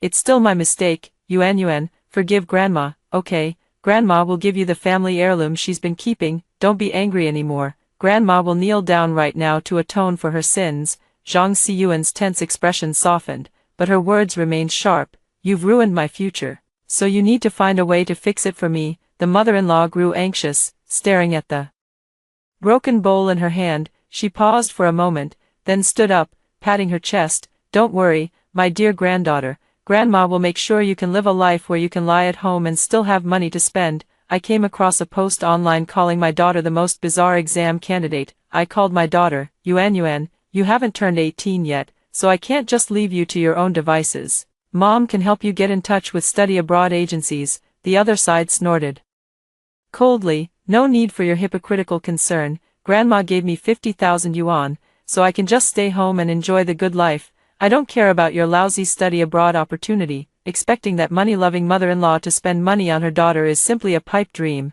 "By the way, after I left you, my dad, who hadn't been promoted in 5 years, is getting a promotion this week. Don't forget we've cut ties, so don't call anymore." A busy tone choked my words. "Sisterly, is the new home all tidied up? We've prepared housewarming gifts." I took out the SIM card and snapped it in two, smiling as I spoke. "Almost ready. Welcome, everyone, to visit my new home." The fireworks set off outside. The floor-to-ceiling window sparkled brilliantly, and I too am about to start my new life. Zhang Lei is preparing for the Monday performance review meeting, which will be a great opportunity for him to earn praise from the leadership. He was still struggling with his tie selection when his mother-in-law walked in. "Son, do you have any clothes that need washing? I can wash them for you while I'm at it."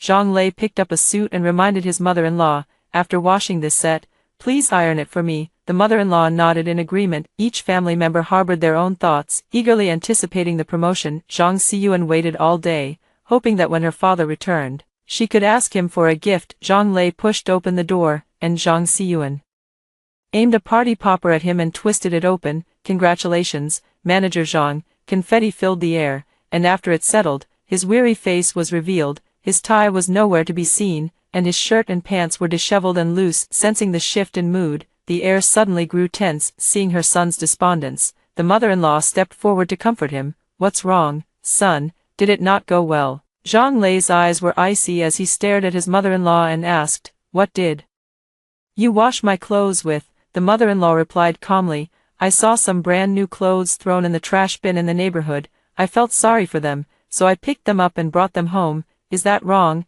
Zhang Lei roughly pushed her arm away. It was those clothes that made me lose face in front of the chairman. On his way to work, Zhang Lei had noticed occasional itching on his body. Before the meeting, he couldn't help but scratch all over. He couldn't even change his clothes in time before being dragged off to the meeting. During the performance review report, the room was silent, except for the occasional noises made by Zhang Lei. The chairman was already displeased. When Zhang Lei took the stage, he couldn't help but fidget and scratch, leaving marks on his exposed skin. Everyone thought he had a contagious disease. Forget about a promotion, he almost ended up being quarantined himself. Zhang Xiyuan's dream of going abroad and Zhang Lei's dream of promotion were both shattered. The two looked at the culprit. The mother-in-law still wanted to argue.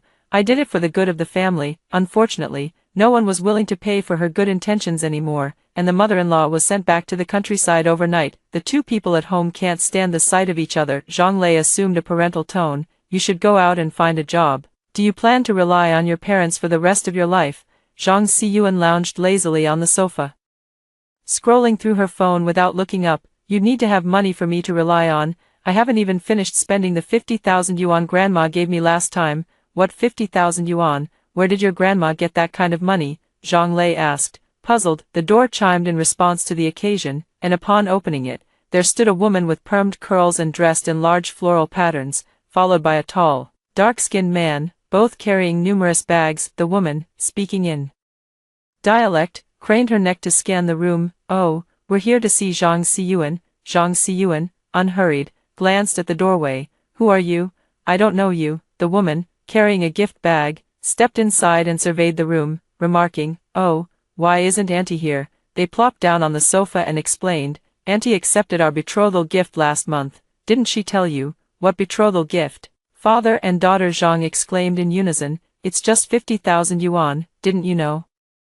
In-laws, we've already prepared the banquet and are just waiting for Yuan to come over tomorrow, the woman said, crossing her arms. Only then did the father and daughter realize where the 50,000 yuan had come from. The woman directed her son, you're about to get married, son, go sit next to your wife. Zhang Xiyuan instinctively recoiled, but her rising body was pressed back down by her mother-in-law, who had hurried over. The mother-in-law reassured, in-laws, you should head home first. My granddaughter is still young and a bit shy, let me talk to her, and she'll be fine. The woman reluctantly left, pulling her son along, and the man gave Zhang Xiyuan a deep look before departing. The Zhang father and daughter wore gloomy expressions, their faces almost dripping with displeasure, while the mother-in-law looked somewhat embarrassed. Still, she spoke up, anyway, Yuan won't be going to college, so it's better for her to get married early. This family is one of the wealthiest in Mato town. The 50,000 is just the betrothal gift. The formal bride price will be much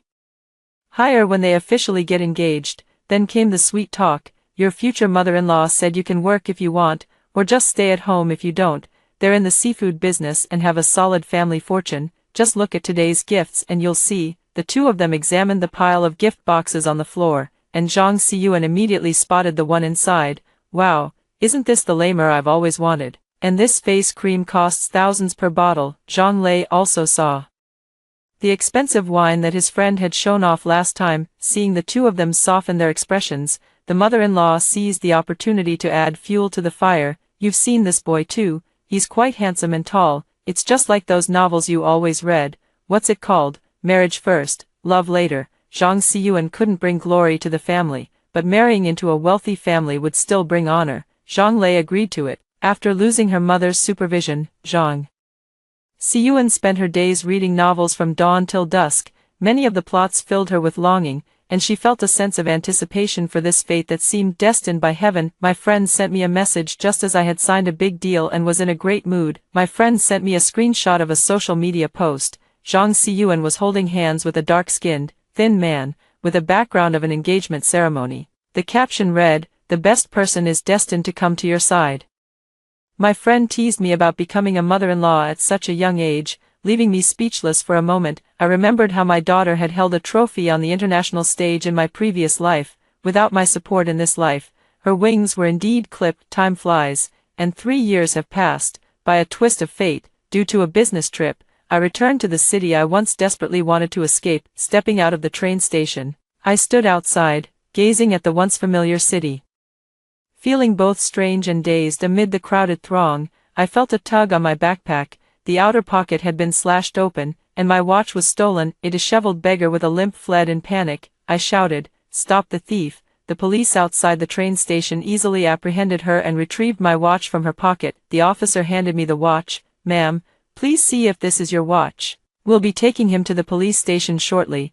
"How many times has this happened? You just got out and still haven't learned your lesson, have you?" I didn't want to get further entangled and turned to leave, but the beggar grabbed my pant leg. I heard a familiar voice. "Mom, I was wrong."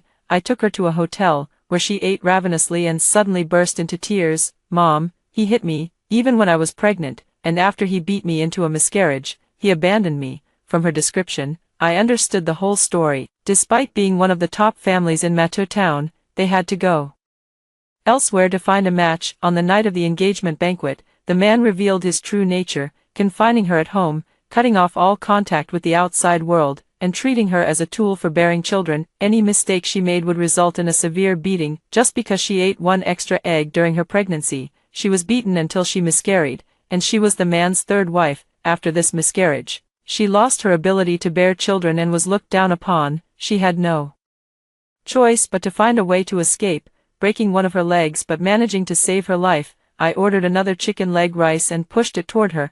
"What about your dad and grandma?" Zhang Xiyuan paused, her eyes, covered in grime, flashing with anger. "It's all that damned old woman. She ruined me and ruined my dad too." After Zhang Lei failed to get promoted, his job remained relatively stable. His mother-in-law was particularly proud of marrying her granddaughter off to a wealthy man and would boast about it to everyone she met. Amid her bragging, someone introduced a potential partner to Zhang Lei. The woman didn't even ask for a bride price, which made his mother-in-law so delighted that she wished the two could enter the bridal chamber that very day. After gaining the trust of both, the woman prepared a table full of delicious dishes and kept plying them with alcohol. When the two woke up, all the valuable items in the house had been ransacked, and the savings they had accumulated over the years had long been transferred away under the woman's deception. My mother-in-law and Zhang Lei were filled with regret. Every time Zhang Lei suggested sending her back to her hometown, she would threaten to take her own life. This time, my mother-in-law was even more frugal. She would rather scavenge for food than buy it. She picked up a dead chicken someone had discarded, and after they ate it, they both fell ill from poisoning that very night. It was only when the neighbors noticed a foul smell and called the police that their bodies were discovered. My mother-in-law was still clutching the family's bankbook in her hand. I asked Zhang Xiyuan about her plans. "If you still want to pursue adult education, I can cover the costs, but that's all I can do." The light that had just ignited in her eyes went out, and she suddenly spat out a mouthful of blood, her body trembling. "I don't have many days left to live. The heirloom necklace the old woman gave me was a radioactive chemical she picked up at the construction site. Although I never had the heart to wear it, I still ended up with leukemia." I felt a pang of pity. She dragged her leg as she pushed open the door, turning back one last time to look at me with tears in her eyes. "Mom, you must be happy in this lifetime." I never heard from her again, and my life, just as she had hoped, soared to great heights, flourishing and splendid. After hearing the second story above, what are your thoughts? Feel free to share your opinions in the comments section. Next, there is another similar story. Let's continue to see. I had the chance to experience a limited-time superpower with my college roommate. She quickly chose the red pill, which could increase the opposite sex's affection for her. I had to settle for the blue pill, gaining double time, but it only worked on myself. 10 years later, when the superpower trial period ended, we reunited at a class reunion. I became the CTO of a top tech company, while she was schemed against and abandoned by her wealthy in-laws. Reduced to working as a cleaner in a hotel, she stabbed me in a frenzy, dragging me back to the day we had to choose the pills, both of us reborn. This time, she snatched the blue pill first, gloating as she prepared to watch me repeat her downfall. What she didn't know was that from the very beginning, the red pill was the one I truly wanted. My roommate and I were reborn together. Returning to the day we had to choose the pills, the mysterious man opened his palm, pointing at the 2 pills in his hand, and was about to explain. "The superpower of the red pill is..." Nancy snatched the other blue pill and swallowed it, licking the corner of her lips in relief. "I know, the red pill increases the opposite sex's affection for you, while the blue pill grants double time, but only works on yourself." She turned to look at me, beaming with pride. "Relying on men always comes with the risk of being abandoned one day, but the time you gain is your own, don't you agree, Taylor?" In Our previous life, when Nancy and I were choosing the pills, she snatched the red one before I could. Soon, she maximized the affection levels of the men around her, attracting a swarm of admirers. Some helped her with homework, some bought her flowers and snacks, and some even showered her with houses, cars, and luxury goods. In the end, she chose to marry the wealthiest heir among her classmates, using him as a stepping stone to meet even more affluent and influential partners. After 3 divorces, she, coming from a humble background, successfully married into a wealthy family, becoming sensational news for a time. As for me, I took that blue pill and gained double the time. I wasn't exceptionally smart, so I had to rely on the extra time to study hard, pursuing a master's degree and then a PhD. All the way, I barely became a genius by studying twice as hard as others, was recommended by my mentor to work at a top-tier tech company, and then, by putting in double the working hours, helped the company overcome numerous technical challenges, eventually becoming the chief technology officer. 10 years later, the superpower vanished. I had already accumulated enough achievements and wealth, gaining both fame and fortune, and no longer needed to spend time striving desperately. Nancy's husband, however, immediately lost interest in her and left her with a divorce agreement. Her mother-in-law, who had long disliked her, skillfully ensured she didn't get a single penny, forcing her to leave with nothing. After a decade as a wealthy wife, she had lost the ability to support herself and could only work as a cleaner in a hotel. At the class reunion, I ran into Nancy again. Bitter from life's hardships, she pretended to be wealthy but was exposed, and in her humiliation, she grew resentful of me, who was the center of attention. If only I had taken that blue pill back then. Under the guise of toasting, she plunged a fruit knife into my heart. Before losing consciousness, her venomous curse echoed in my ears: "Taylor, you stole my life."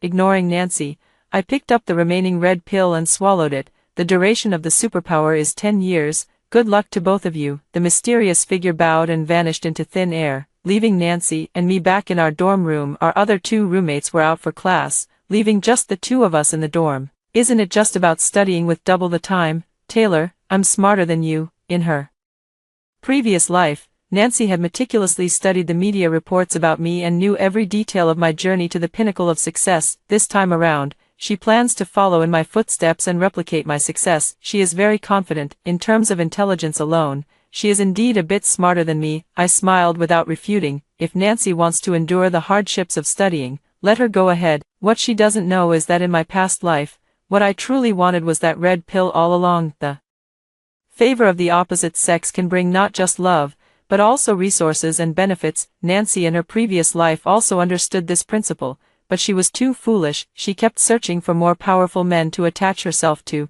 becoming the enviable trophy wife, yet she never made long-term plans or thought to secure the leveraged resources and benefits for herself. Even after being reborn, she still failed to grasp this truth. It was the first semester of her junior year, and final exams were just around the corner. Roommates are all cramming for exams, only Nancy is taking it easy, because she has twice the time to spare. As for me, I must improve my efficiency. I went over my plan in my head at night, and got up early the next morning to study at the library. I've pretty much forgotten everything I learned in college in my previous life, so picking it up again is a bit of a struggle. To speed things up, I used my superpower to slightly increase the favorability of Bruce, the top GPA student in our class, toward me. When increasing favorability with the opposite sex, you can actually control the degree. In my previous life, Nancy always maxed out the favorability, enjoying the obsession and pursuit from the opposite sex, but I only need a little bit, just enough for Bruce, who I'm not very close with,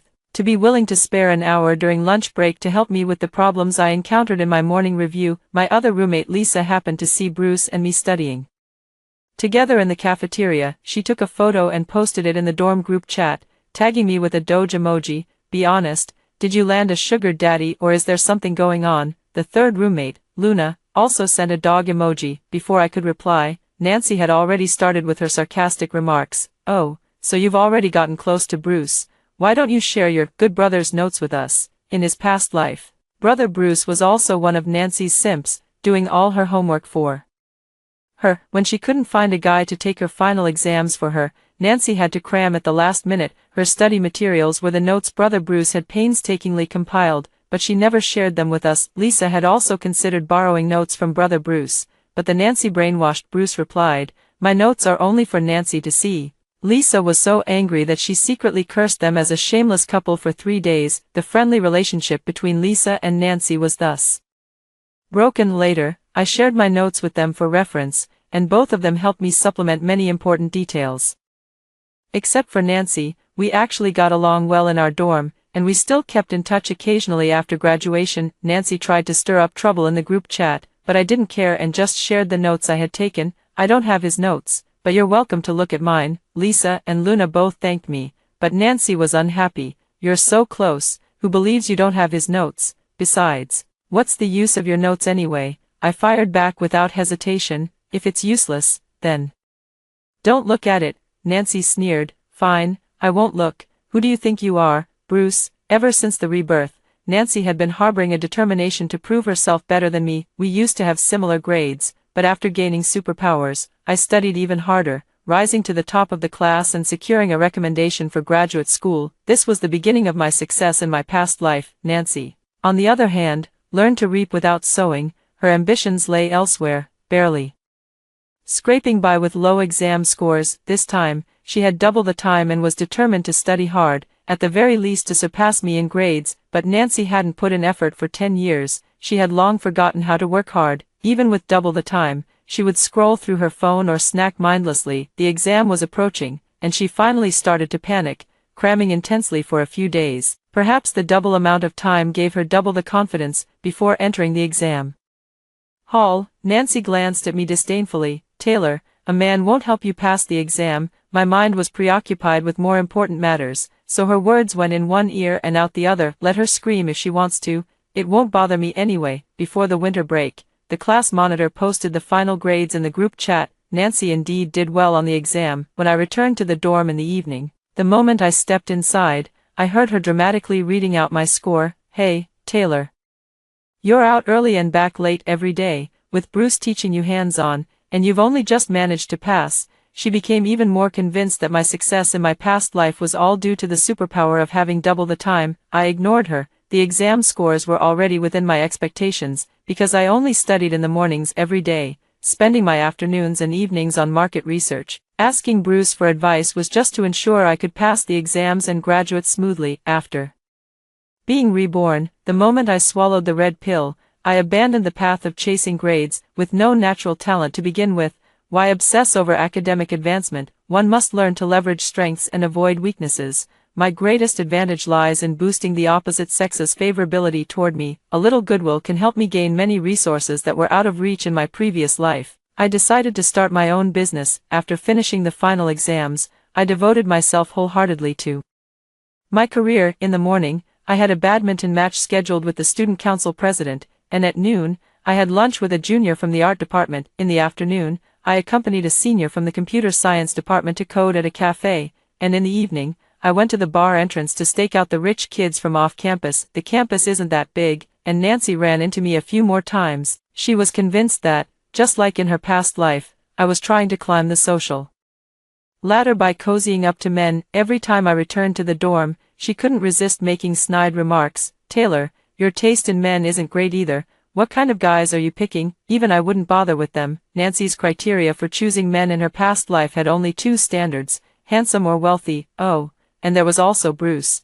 the handy tool of a man. I gave a cold glance at the pile of study materials covering her desk. After the exams, Nancy's motivation to study plummeted. She keeps saying every day that she's going to the library, but ends up sleeping until the afternoon, eating while binge-watching shows, and only pretends to glance at her study materials in the evening. At this time in my previous life, I had already contacted a professor to join a research group and start experiments. Nancy, since you have so much time, you might as well eat a few more bites. Maybe it'll help you grow some brains. Taylor. Nancy's face turned red as she shrieked like a boiling kettle. I couldn't be bothered with her, so I turned to Luna, who had just finished blow-drying her hair, and asked, Luna, do you know a really impressive senior from the computer science department? Could you introduce me? I need his help with something. Oh, are you talking about Nathan? Sure, I'll let him know first. As soon as Luna took out her phone, Nancy immediately perked up. Luna, aren't you secretly crushing on Nathan? Aren't you afraid Taylor might steal him from you if you introduce them? Having her feelings exposed in public, Luna's fair cheeks flushed with a hint of pink as she looked at the two of us in distress. I never bothered with Nancy because I didn't want to waste my precious time on someone like her, but since she's interfering with my career, don't blame me for not being polite. I picked up a glass of water and splashed it on Nancy's pretty face.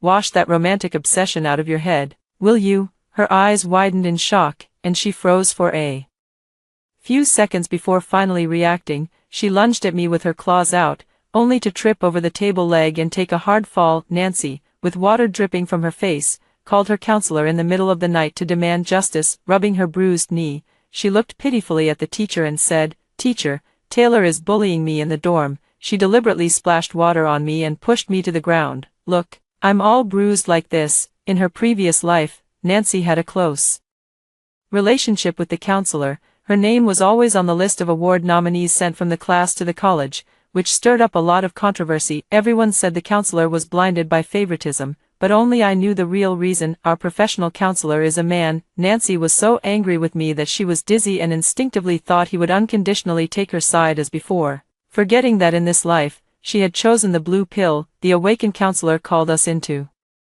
the office, his voice thick with exhaustion. "Taylor, what's going on?" I looked apologetic. "Sorry to disturb you, teacher, it's all a misunderstanding. I accidentally spilled water on Nancy, and she tripped over herself when she stood up. I thought it was a minor issue and didn't understand why she got so upset." Nancy let out a piercing scream. "You clearly splashed me on purpose. I can call the other roommates to testify." I looked straight into the counselor's eyes and slightly nudged up his favorability toward me. "Teacher, how about this? You go back and rest early. I'll apologize to Nancy." The counselor yawned and nodded in satisfaction. "Between roommates, it's all small matters. Hurry back now." He stood up, signaling it was time to leave. "Nancy, be more generous. Don't fuss over such things with your classmates." "Teacher, you..." Nancy wanted to say something more, but upon meeting the counselor's impatient gaze, she suddenly fell silent. On the way back to the dorm, she shot me a venomous look. "Taylor, you're despicable, just you wait." Nancy's breakdown put me in a good mood. Some people only allow themselves to use privilege to encroach on others' interests. I haven't even achieved 1/10,000th of what she did in her past life, yet she's already gnashing her teeth in anger. Really, serves her right. For a while after that, I was so busy I barely touched the ground. I'd leave at dawn and return to the dorm just before lights out, collapsing into bed the moment I got back. I didn't have much contact with Nancy, and she quieted down after a few days. After pulling an all-nighter to finish the initial product, I tiptoed back to the dorm in the morning and slept until noon. Half asleep, I heard Nancy's voice. "Taylor spends all her time fooling around with different men outside. I heard from a student council friend that she makes money from it." Luna hesitated. "That can't be right. Harry said they've been working on a project recently." Taylor scoffed. "You actually believe what a man says? I warned you last time. Nathan spends all day with her, and you, how long has it been since you last saw him?" "Lisa and Nancy have never gotten along. Don't spread baseless rumors about others." Nancy raised her voice. "Rumors? Look at all those unopened luxury cosmetics on her desk. Could she afford those before?" I opened my eyes and yanked the bed curtain aside. "Nancy, are you an arthropod, always chirping like a cricket?" Luna looked embarrassed. "Taylor, you're in the dorm. We thought you'd gone out in the morning." Nancy was all tough talk. "Who knew you'd be shameless enough to hide in bed eavesdropping?" I glanced at the time, too lazy to argue with her, and hurriedly climbed out of bed, washed up, grabbed my laptop, and rushed downstairs. Lucas was waiting for me outside the dorm. "Why are you so slow? We're going to be late." He was tall and strikingly handsome, drawing frequent glances from passing girls. "Wait here. I'll get the car." Lucas's roaring Ferrari pulled up beside me, attracting a crowd of onlookers. I glanced up at the building and caught a glimpse of Nancy's half-hidden face peeking out under her knife-like gaze. I opened the passenger door of the Ferrari and got in. On the second day after my rebirth, I signed up for a cultural entrepreneurship project organized by my school in collaboration with the city's Intangible Cultural Heritage Museum. Aimed at promoting traditional leaf carving, I decided to develop a mini-program game, with the entire visual design mimicking the style of leaf carving. Actually, I had this idea in my previous life, but at that time, I had no technical skills or artistic knowledge, no resources or connections, so I gave up on trying. In this lifetime, relying on my superpower of boosting the opposite sex's favorability, I managed to trick two big shots into developing the program for free. deceived a talented junior from the art school into doing the visual design without pay, and even convinced the student council president to provide us with a free office space. With this makeshift team assembled, we began our attempt. We were all college students struggling with living expenses, barely able to shoulder the initial investments, but my ambition goes beyond just completing a student project. I also want to invest in marketing and truly promote the game. The game has a unique art style and simple yet engaging gameplay. I believe it will definitely achieve commercial success. It promotes traditional culture while also earning the first pot of gold. However, the subsequent refinement of the game and later promotional efforts require substantial financial support. I set my sights on Lucas. He is the top rich second-generation heir at our school. In my past life, Nancy's first marriage was to him. This guy isn't short of money and has no interest in our project. No matter how hard I tried to persuade him, it was no use, so I had to use a cheat code to increase his favorability towards me. 1 second he was walking straight ahead with a cold expression, not interested. The next second he stopped, turned around, and a glimmer of interest flashed in his eyes. But go ahead, tell me about it. Lucas was thus dragged onto our pirate ship by me. With him on board, our hardware facilities for program development were significantly upgraded, and our daily meals improved considerably. Everyone was in high spirits, and efficiency doubled. We signed up for the city's entrepreneurial project competition, and this afternoon is the final round. Lucas sped me to the scene in the nick of time. Under the gaze of countless eyes, I stepped onto the stage with a smile. The news of my winning the grand prize in the entrepreneurship competition was published on the school's official website. Meanwhile, an anonymous post titled, "Taylor actively seduced Lucas as the other woman," exploded on the school forum. Believe many people witnessed Lucas waiting for Taylor in his Ferrari outside the girls' dormitory a few days ago. Taylor's startup project was also financially supported by Lucas. Lucas has an official girlfriend, Susan, from the neighboring school. Many people there know they've been childhood sweethearts with a deep bond. Taylor has no shame, climbed into Lucas's bed, and became the other woman stealing someone else's partner. To add credibility, the post included a photo of me sitting in Lucas's Ferrari. The photo was clearly taken from a high angle, looking down.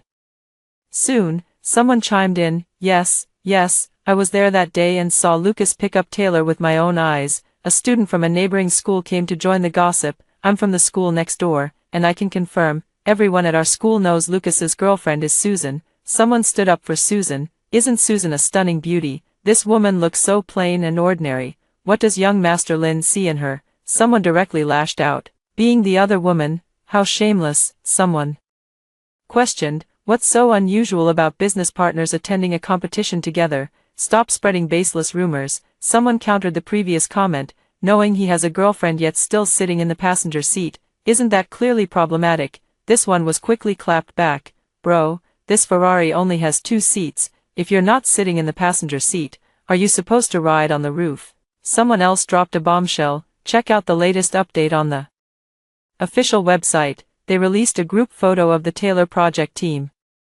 She's the only woman on the team. I won't say what that implies." This reply immediately shot to the top, with someone commenting, "What did Taylor contribute to this project? Could it have been her body?" The rumors spread like wildfire, growing more and more outrageous. At the celebration banquet, I received a message forwarded by Lisa. "Taylor, take a look at this. Even a fool could guess this was Nancy's doing. In her past life, she reaped the benefits of having a bunch of admirers, stole quite a few people's boyfriends, and naturally earned the ire of many girls. After Lucas and Susan broke up, it was the time she was criticized the most. In their previous lives, Lucas and Susan were deeply in love, and their families were already planning their engagement, but then he inexplicably fell in love with Nancy and insisted on marrying her, even threatening to die if he couldn't. The incident caused a huge uproar at the time. In the end, Lucas's family cancelled his engagement with Susan and reluctantly accepted this new relationship. Abandoned Susan fell into severe depression and jumped from a building late one night. The Susan and Lucas families,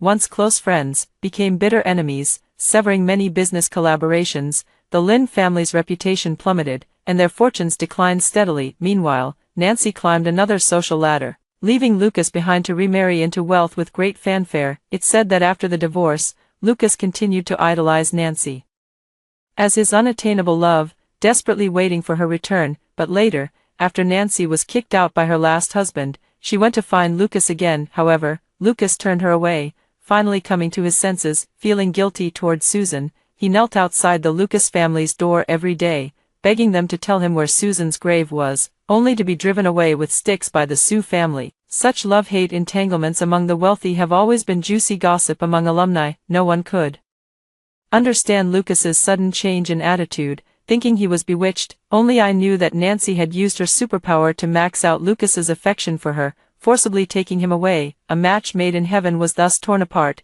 leaving them as star-crossed lovers. The disgusting things Nancy did herself. She insisted on pinning on me. I sneered, put down my phone, picked up the drink in front of me, and lightly clinked glasses with the person beside me. Thank you for officially joining our team.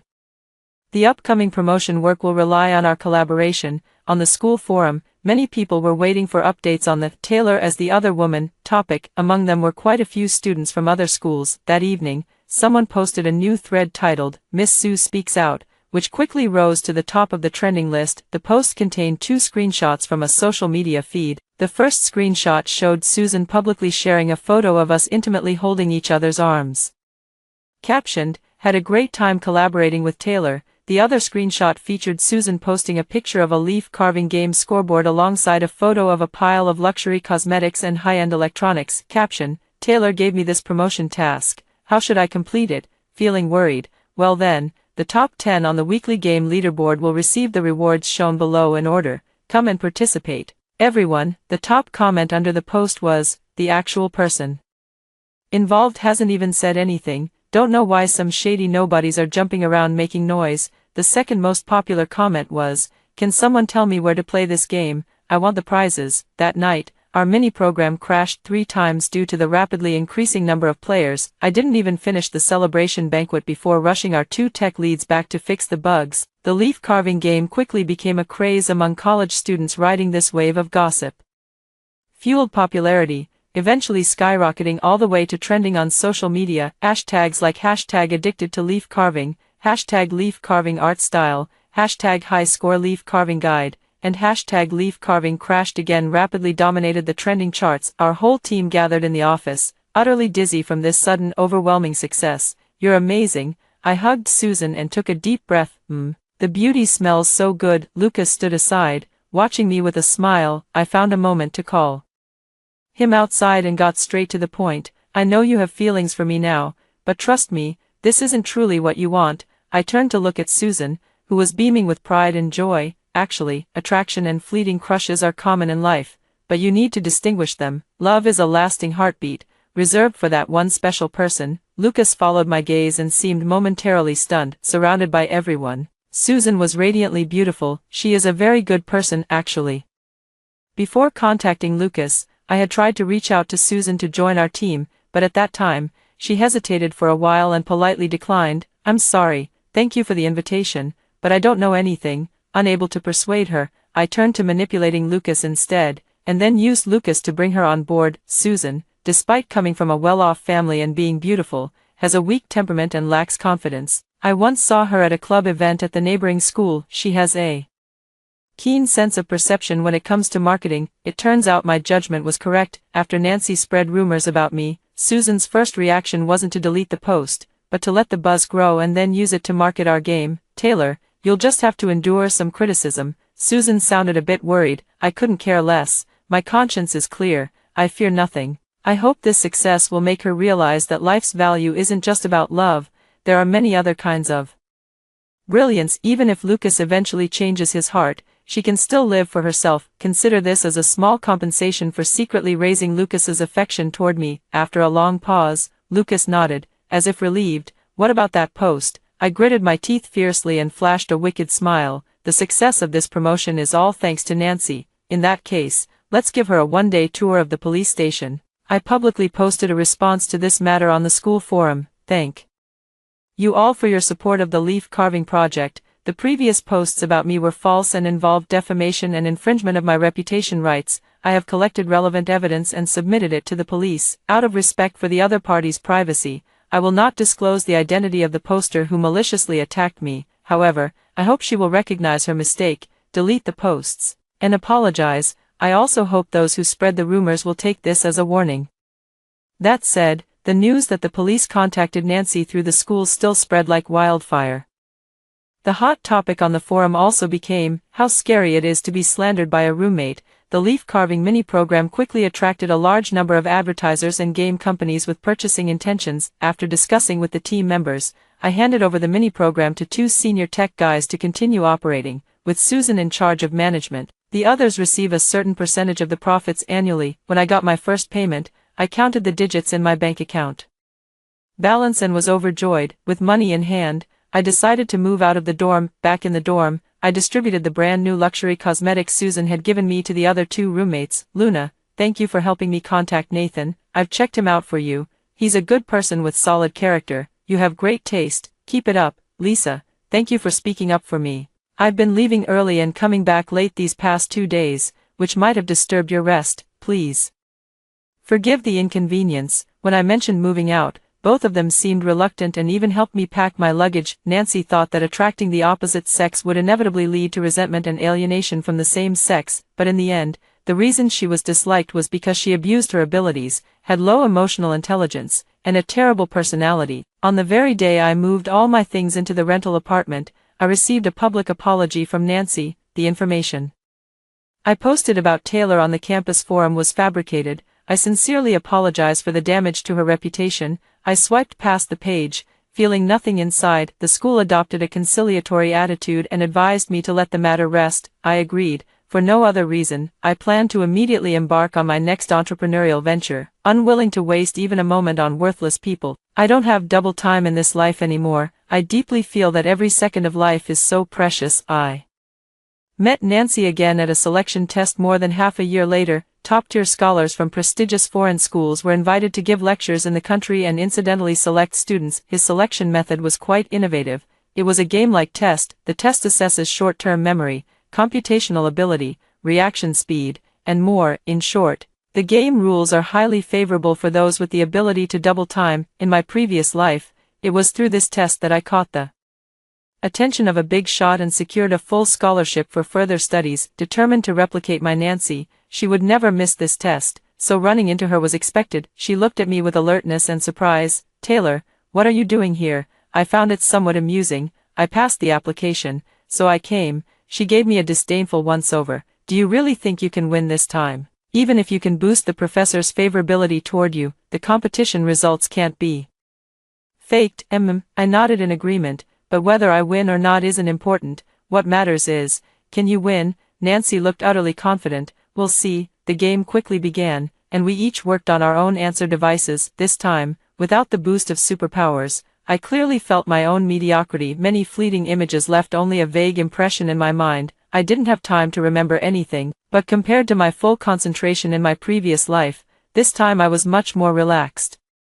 Treating it as a game experience, I filled in the answers by guessing and piecing things together. Actually, Nancy never considered that my outstanding performance in this exam in my past life wasn't entirely due to superpowers. 6 months before the competition, I trained myself day after day. The brain can indeed be strengthened through repetitive training. Through double the effort in practice and cheating with superhuman abilities during the competition, I packaged myself as a genius who passed off fish eyes for pearls. For many years afterward, to avoid exposing my mediocrity, I studied diligently day after day, never slacking for a second. Even my advisor scheduled a meeting to talk to me, urging me to rest, enjoy life, and not be too mentally tense. You are a smart and hard-working student. The only thing you need to do is be kinder to yourself. He encouraged me like this, yet I felt utterly ashamed. The more geniuses around me, the more fearful I become, because I know my intelligence is fake. In 10 years, I will lose it. From what I know about Nancy, she would never practice diligently. Even with double the allotted time, she struggled immensely through this test. As it progressed, her face grew paler, and beads of sweat formed on the tip of her nose. When the test concluded, the first batch of elimination names soon appeared on the large screen. Taylor was prominently listed among them. Nancy looked at me with a provocative smile. She mouthed the words, "I won." I responded with a faint smile. She would never understand that I never intended to compete with her. That makes no sense. I came here to find someone. As batches of participants were eliminated, eventually only 2 people remained in the entire venue. On the big screen, one side displayed Nancy, while the other showed Sophia. Amidst the countdown echoing throughout the venue, the professor revealed the final result. Sophia, her score was far ahead of the rest. She is a true genius. In my previous life, I scored just 2 points less than her, and the professor made an exception to admit both of us. Countless moments of collaboration as fellow students under the same mentor left me in awe. The gap between me and a top-tier genius couldn't be bridged by doubling my time and effort, so after graduation, I gave up on continuing in academia and chose to enter the industry instead. But Sophia in her previous life didn't have it easy either. She proposed a bold research direction and worked hard on it for many years, without research achievements to back her up, and being a Chinese woman to boot, very few were willing to invest in her project. She stumbled along with little financial support, pouring her heart and soul into it. It was a dark and endless road, where even she couldn't see the dawn, yet she abandoned everything and resolutely moved forward. By then, I had already graduated and started working at a company. She would occasionally call me to discuss her latest achievements and next steps. She painted a grand vision, saying that once the research was completed, we would strike out on our own and establish a company that would astonish the world. I would also joke that when I became the chief technology officer, I would definitely convince the shareholders to invest in your project. Later, I did become the chief technology officer, and she also achieved her final results. The moment her developed technology was unveiled to the public, it captured the world's attention, but she was no longer here when the early symptoms of cancer appeared. She was striving to overcome the final challenge. She worked tirelessly to the point of completely ignoring the pain in her body, missing the optimal treatment window. In the end, she finished typing the conclusion of her thesis from her hospital bed. In the acknowledgments, she wrote, "Thank you to my best friend Taylor for always believing in and encouraging me. I'm sorry, I have to break my promise. In this lifetime, the sole purpose of my entrepreneurship is to fully support her in achieving her dreams. I won't let that kind of regret happen again." Nancy was not selected. The moment she learned the result, she rushed to the stage and shouted at the professor, "Why wasn't I chosen when I came in second place?" The professor looked at her gently, shook his head, and said in broken Chinese, "Sorry, you didn't meet the standard. This isn't right, this isn't right." Nancy suddenly pointed at me in the crowd, her voice hoarse with desperation. "You clearly chose her back then." The professor turned to me, adjusting his glasses in confusion, and asked the person beside him in English, "What does she mean?" Perhaps she was crushed by the outcome, someone whispered. The organizers called security to escort the dazed Nancy out. After the selection ended, I waited outside the venue for young Sophia, just in time to witness her walking absent-mindedly, lost in thought, before she bumped straight into a lamppost. Flustered, she hurriedly apologized to it. Sorry, I burst out laughing." Sophia grimaced while rubbing the large bump on her forehead and looked at me, then she started giggling foolishly along with me. I asked for her contact information. "I know you have a brilliant idea, don't worry, go ahead boldly, I'll support you wholeheartedly." After some thought, I added, "including money." Her eyes brimmed with the unique clarity and naivety of her age as she gratefully grasped my hand. "Thank you, stranger." After a few seconds of contemplation, she hesitated and asked, "You're not a scammer, are you?" After Sophia went to gamble, I began to build my career. With Lucas and Susan joining as partners, I secured relatively ample startup capital. Then, leveraging my superpower of enhancing opposite-sex attraction, I managed to persuade a group of men to work hard for me. I began navigating various social circles, securing investments, taking on projects, building channels, streamlining supply chains, and doing everything possible to expand the market. I was just a business novice with little experience and background, and a young woman at that, but in this world where men hold the vast majority of social power and resources, my superpower makes me feel like a fish in water. The initial contempt, suspicion, and wariness would turn into unconscious admiration, anticipation, and a certain secret longing when I gently tipped the scales of favor, leading them to make risky decisions. Meanwhile, the team I built worked with me to streamline the supply chain, getting different projects up and running smoothly, gradually generating profits. I carefully controlled the level of favor enhanced by my superpower, doing my best to avoid unexpected troubles caused by excessive affection. Admiration turning into possessiveness and desire into intense craving may not necessarily be a good thing. Moving between men, I proved my capabilities time and again. Gradually, members of the opposite sex began actively seeking collaborations with me, and I no longer needed superpowers. Sophia also began her research on the project. With financial support and the residual memories of the project from my past life, she avoided many detours and made much faster progress. However, it was still difficult to see results in the short term. her project was like a bottomless pit burning through money. The money I worked so hard to earn was poured in large sums, disappearing without a trace. Many well-known figures in the industry disapproved of my investment, calling it excessive optimism, reckless advance, and foolish extravagance. During the company meeting, someone also used this line to persuade me to give up. Even Sophia felt embarrassed and said, "Maybe we should put this on hold and focus on something else with more tangible benefits." I rolled my eyes hard. What do you all know? I'm a reborn woman, only I have witnessed her radiant brilliance in this world. In the 9th year of gaining superpowers, Sophia was just one step away from achieving a breakthrough. Meanwhile, my funds were nearly depleted. If I continued to push forward, the cash flow would break, and the company would face the risk of bankruptcy. To solve the funding challenge, I decided to initiate a new round of financing for Sophia's project. Once again, I activated my cheat codes and plunged headfirst into the financial world, navigating among elite men. At a critical moment, unfavorable rumors suddenly emerged in the market, tarnishing my company's image. The accusation that caused an uproar was gender discrimination. An anonymous poster claimed that over 81% of our company's management consisted of men. This proves that our company significantly discriminates against women in hiring and promotions, especially since the company's boss is a woman who is extremely charming and skilled at dealing with men. This adds a layer of ambiguous scandal to the public controversy. Some radicals have claimed Taylor, as an outstanding woman, has completely betrayed our entire female community. Under the fierce attack of public opinion, my financing plan is on the verge of collapse. Even if I can manipulate the favor of those elite men, a slight increase in goodwill is not enough to counterbalance the enormous risks. When it comes to interests, they become extremely rational, and if I set the favor too high, it would bring other risks. Nancy is a cautionary tale. Her second husband was a paranoid man. Nancy maximized his affection for her, leading him to believe he had developed intense love. After marrying her, he confined her, severed all her social ties, and cut off any contact with the outside world. She endured for a full 3 years before seizing an opportunity to latch on to another man who rescued her from the abyss. Thinking of Nancy, I suddenly felt a sense of familiarity with this public opinion crisis. It seemed to be her usual tactic. I sent people to investigate Nancy's recent activities while tracking the IP addresses of those opinion leaders.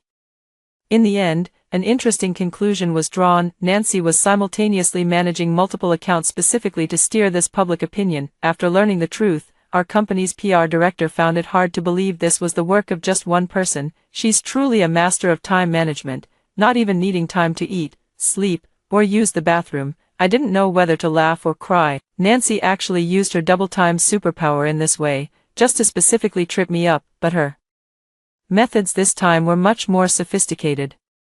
She cited partial but real data, leading everyone to draw one-sided conclusions, making it hard for me to catch her out. At this critical moment, Sophia's research paper was finally completed and accepted by a top-tier journal. That night, we drove aimlessly for a long time, in a desolate wilderness. We sat on the car roof, drinking under a sky full of stars. Sophia, her eyes hazy with drunkenness, asked me, "Why do you believe so much that I can succeed?" Holding my bottle, I swayed slightly and clinked it against hers. The crisp sound was carried far away by the wind. "Because I've seen it." "What did you say?" Sophia didn't hear clearly. I leaned close to her ear and shouted. I said, "Take care of your health and go get checked up right away." I held a press conference on the day Sophia's paper was published. In front of the cameras, I spoke slowly and firmly. The issue of gender disparity in the company's personnel composition was indeed my oversight, and for this, I sincerely apologize. In fact, during the company's early stages, I also extended invitations to many outstanding women, but with a startup, the risks were too high. Men are relatively easier to fool. This little joke eased the tense atmosphere in the room. Meanwhile, across live streams on the internet, many women who had received collaboration invitations spoke up to vouch for me. Yet more people questioned whether my words implied that women lack a spirit of adventure. A reporter posed this pointed question. I smiled and pressed the remote in my hand. On the large screen behind, Sophia and her latest paper published in a top-tier journal appeared. This morning, this achievement just shook the world. This is our company's most daring investment project, and in the future, it will also be our most successful one. Its core researcher and project manager is an outstanding woman. During her doctoral studies, she began her research project. 5 years passed, and she hadn't produced any results. No one believed she could succeed, except, of course, for me. I paused, then continued, all the profits our company has made so far, beyond what's needed to keep operations running, have been poured into this project. To date, there has been no return. Not long ago, someone even criticized my investment plan as overly optimistic, recklessly aggressive, and foolishly wasteful. The room erupted in laughter. The facts have proven that I succeeded, and so did she. Together, we will build an even greater company. I stared into the camera lens, the flash flooding my entire field of vision. To be honest, I must admit that my path to success wasn't entirely aboveboard. In the beginning, I did rely primarily on men to save time and remove obstacles. I used my superpowers to cheat, leveraging the resources in their hands, but it doesn't matter, the leveraged resources are in the hands of women. I promise here that our new company will ensure absolute equality between genders, promoting talent based solely on ability. At the same time, we will guarantee female employees full paid maternity and breastfeeding leave. Male employees must also take the same duration of paternity and breastfeeding leave to care for their pregnant wives and newborn children. Someone once told me to learn to enjoy life. Our company will reject the rat race. We hope every employee can balance life and work, finding the true value of their existence. A female journalist raised her hand high. She read out the question everyone was most concerned about in the live chat. Will a company like this really not go bankrupt? Amid the burst of laughter in the room, I shrugged helplessly. I'll do my best to prevent it from going bankrupt. 2 years later, my new company was completely on track. The CEO is an outstanding woman who manages the company in perfect order. I'm happy to be a hands-off boss and start traveling the world, enjoying life. In the 10 years of my previous life, superpowers were like a gift from heaven, but also like a curse. It helped me bridge the gap between an ordinary person and a genius, allowing me to access a whole new world. Yet the fear of falling behind drove me to sprint forward relentlessly, never once stopping to admire the scenery along the way. When my superpower vanished, I finally realized that the extra time had become my shackles and prison, but I am still grateful for it. At least it gave me a chance to pretend to be a genius. Several years later, while on vacation by the sea, I received a message from Lisa. She mentioned Nancy's recent situation. Hearing that name, I froze for a moment. I had almost forgotten her. How can a sparrow understand the ambition of a swan? The swan can't be bothered to listen to the sparrow's chirping. I couldn't even be bothered to think about revenge. With her personality, my success would be the greatest revenge on her. She will bring about her own destruction. Nancy indeed didn't surprise me. These past 2 years, Nancy has been acting like a madwoman, working as a cleaner in a hotel. She ran into Lucas and actually stole a room key to climb into his bed. She insisted that she was Lucas's one true love. Lucas had her thrown out onto the street, and that very night she jumped to her death. Hearing this, my heart stirred, and I asked where she had jumped from. I think it was that old shopping mall downtown. It's actually the same location where Susan jumped to her death in her previous life. As fate would have it, karma comes full circle. What about Susan? Susan had a falling out with Lucas because of Nancy. She suspected Lucas was cheating, left a divorce agreement, and ran off. Judging by her social media posts, she's living it up carefree while Lucas is chasing after her all over the world. To be honest, Lucas is just unlucky to have run into a madman. Recalling their story from my past life, I replied, "Who knows?" The conversation ended there. I lay in the slightly salty sea breeze, while Sophia beside me absent-mindedly sipped coconut water. She was so lost in thought that she forgot to swallow, then choked and coughed until her face turned red. I doubled over with laughter beside her. Such bright and beautiful days. May they never end. After hearing the stories above, what are your thoughts? Feel free to share your opinions in the comments section. Looking forward to hearing from you. If you liked this story, don't forget to like it, share it, and subscribe to my channel. See you next time.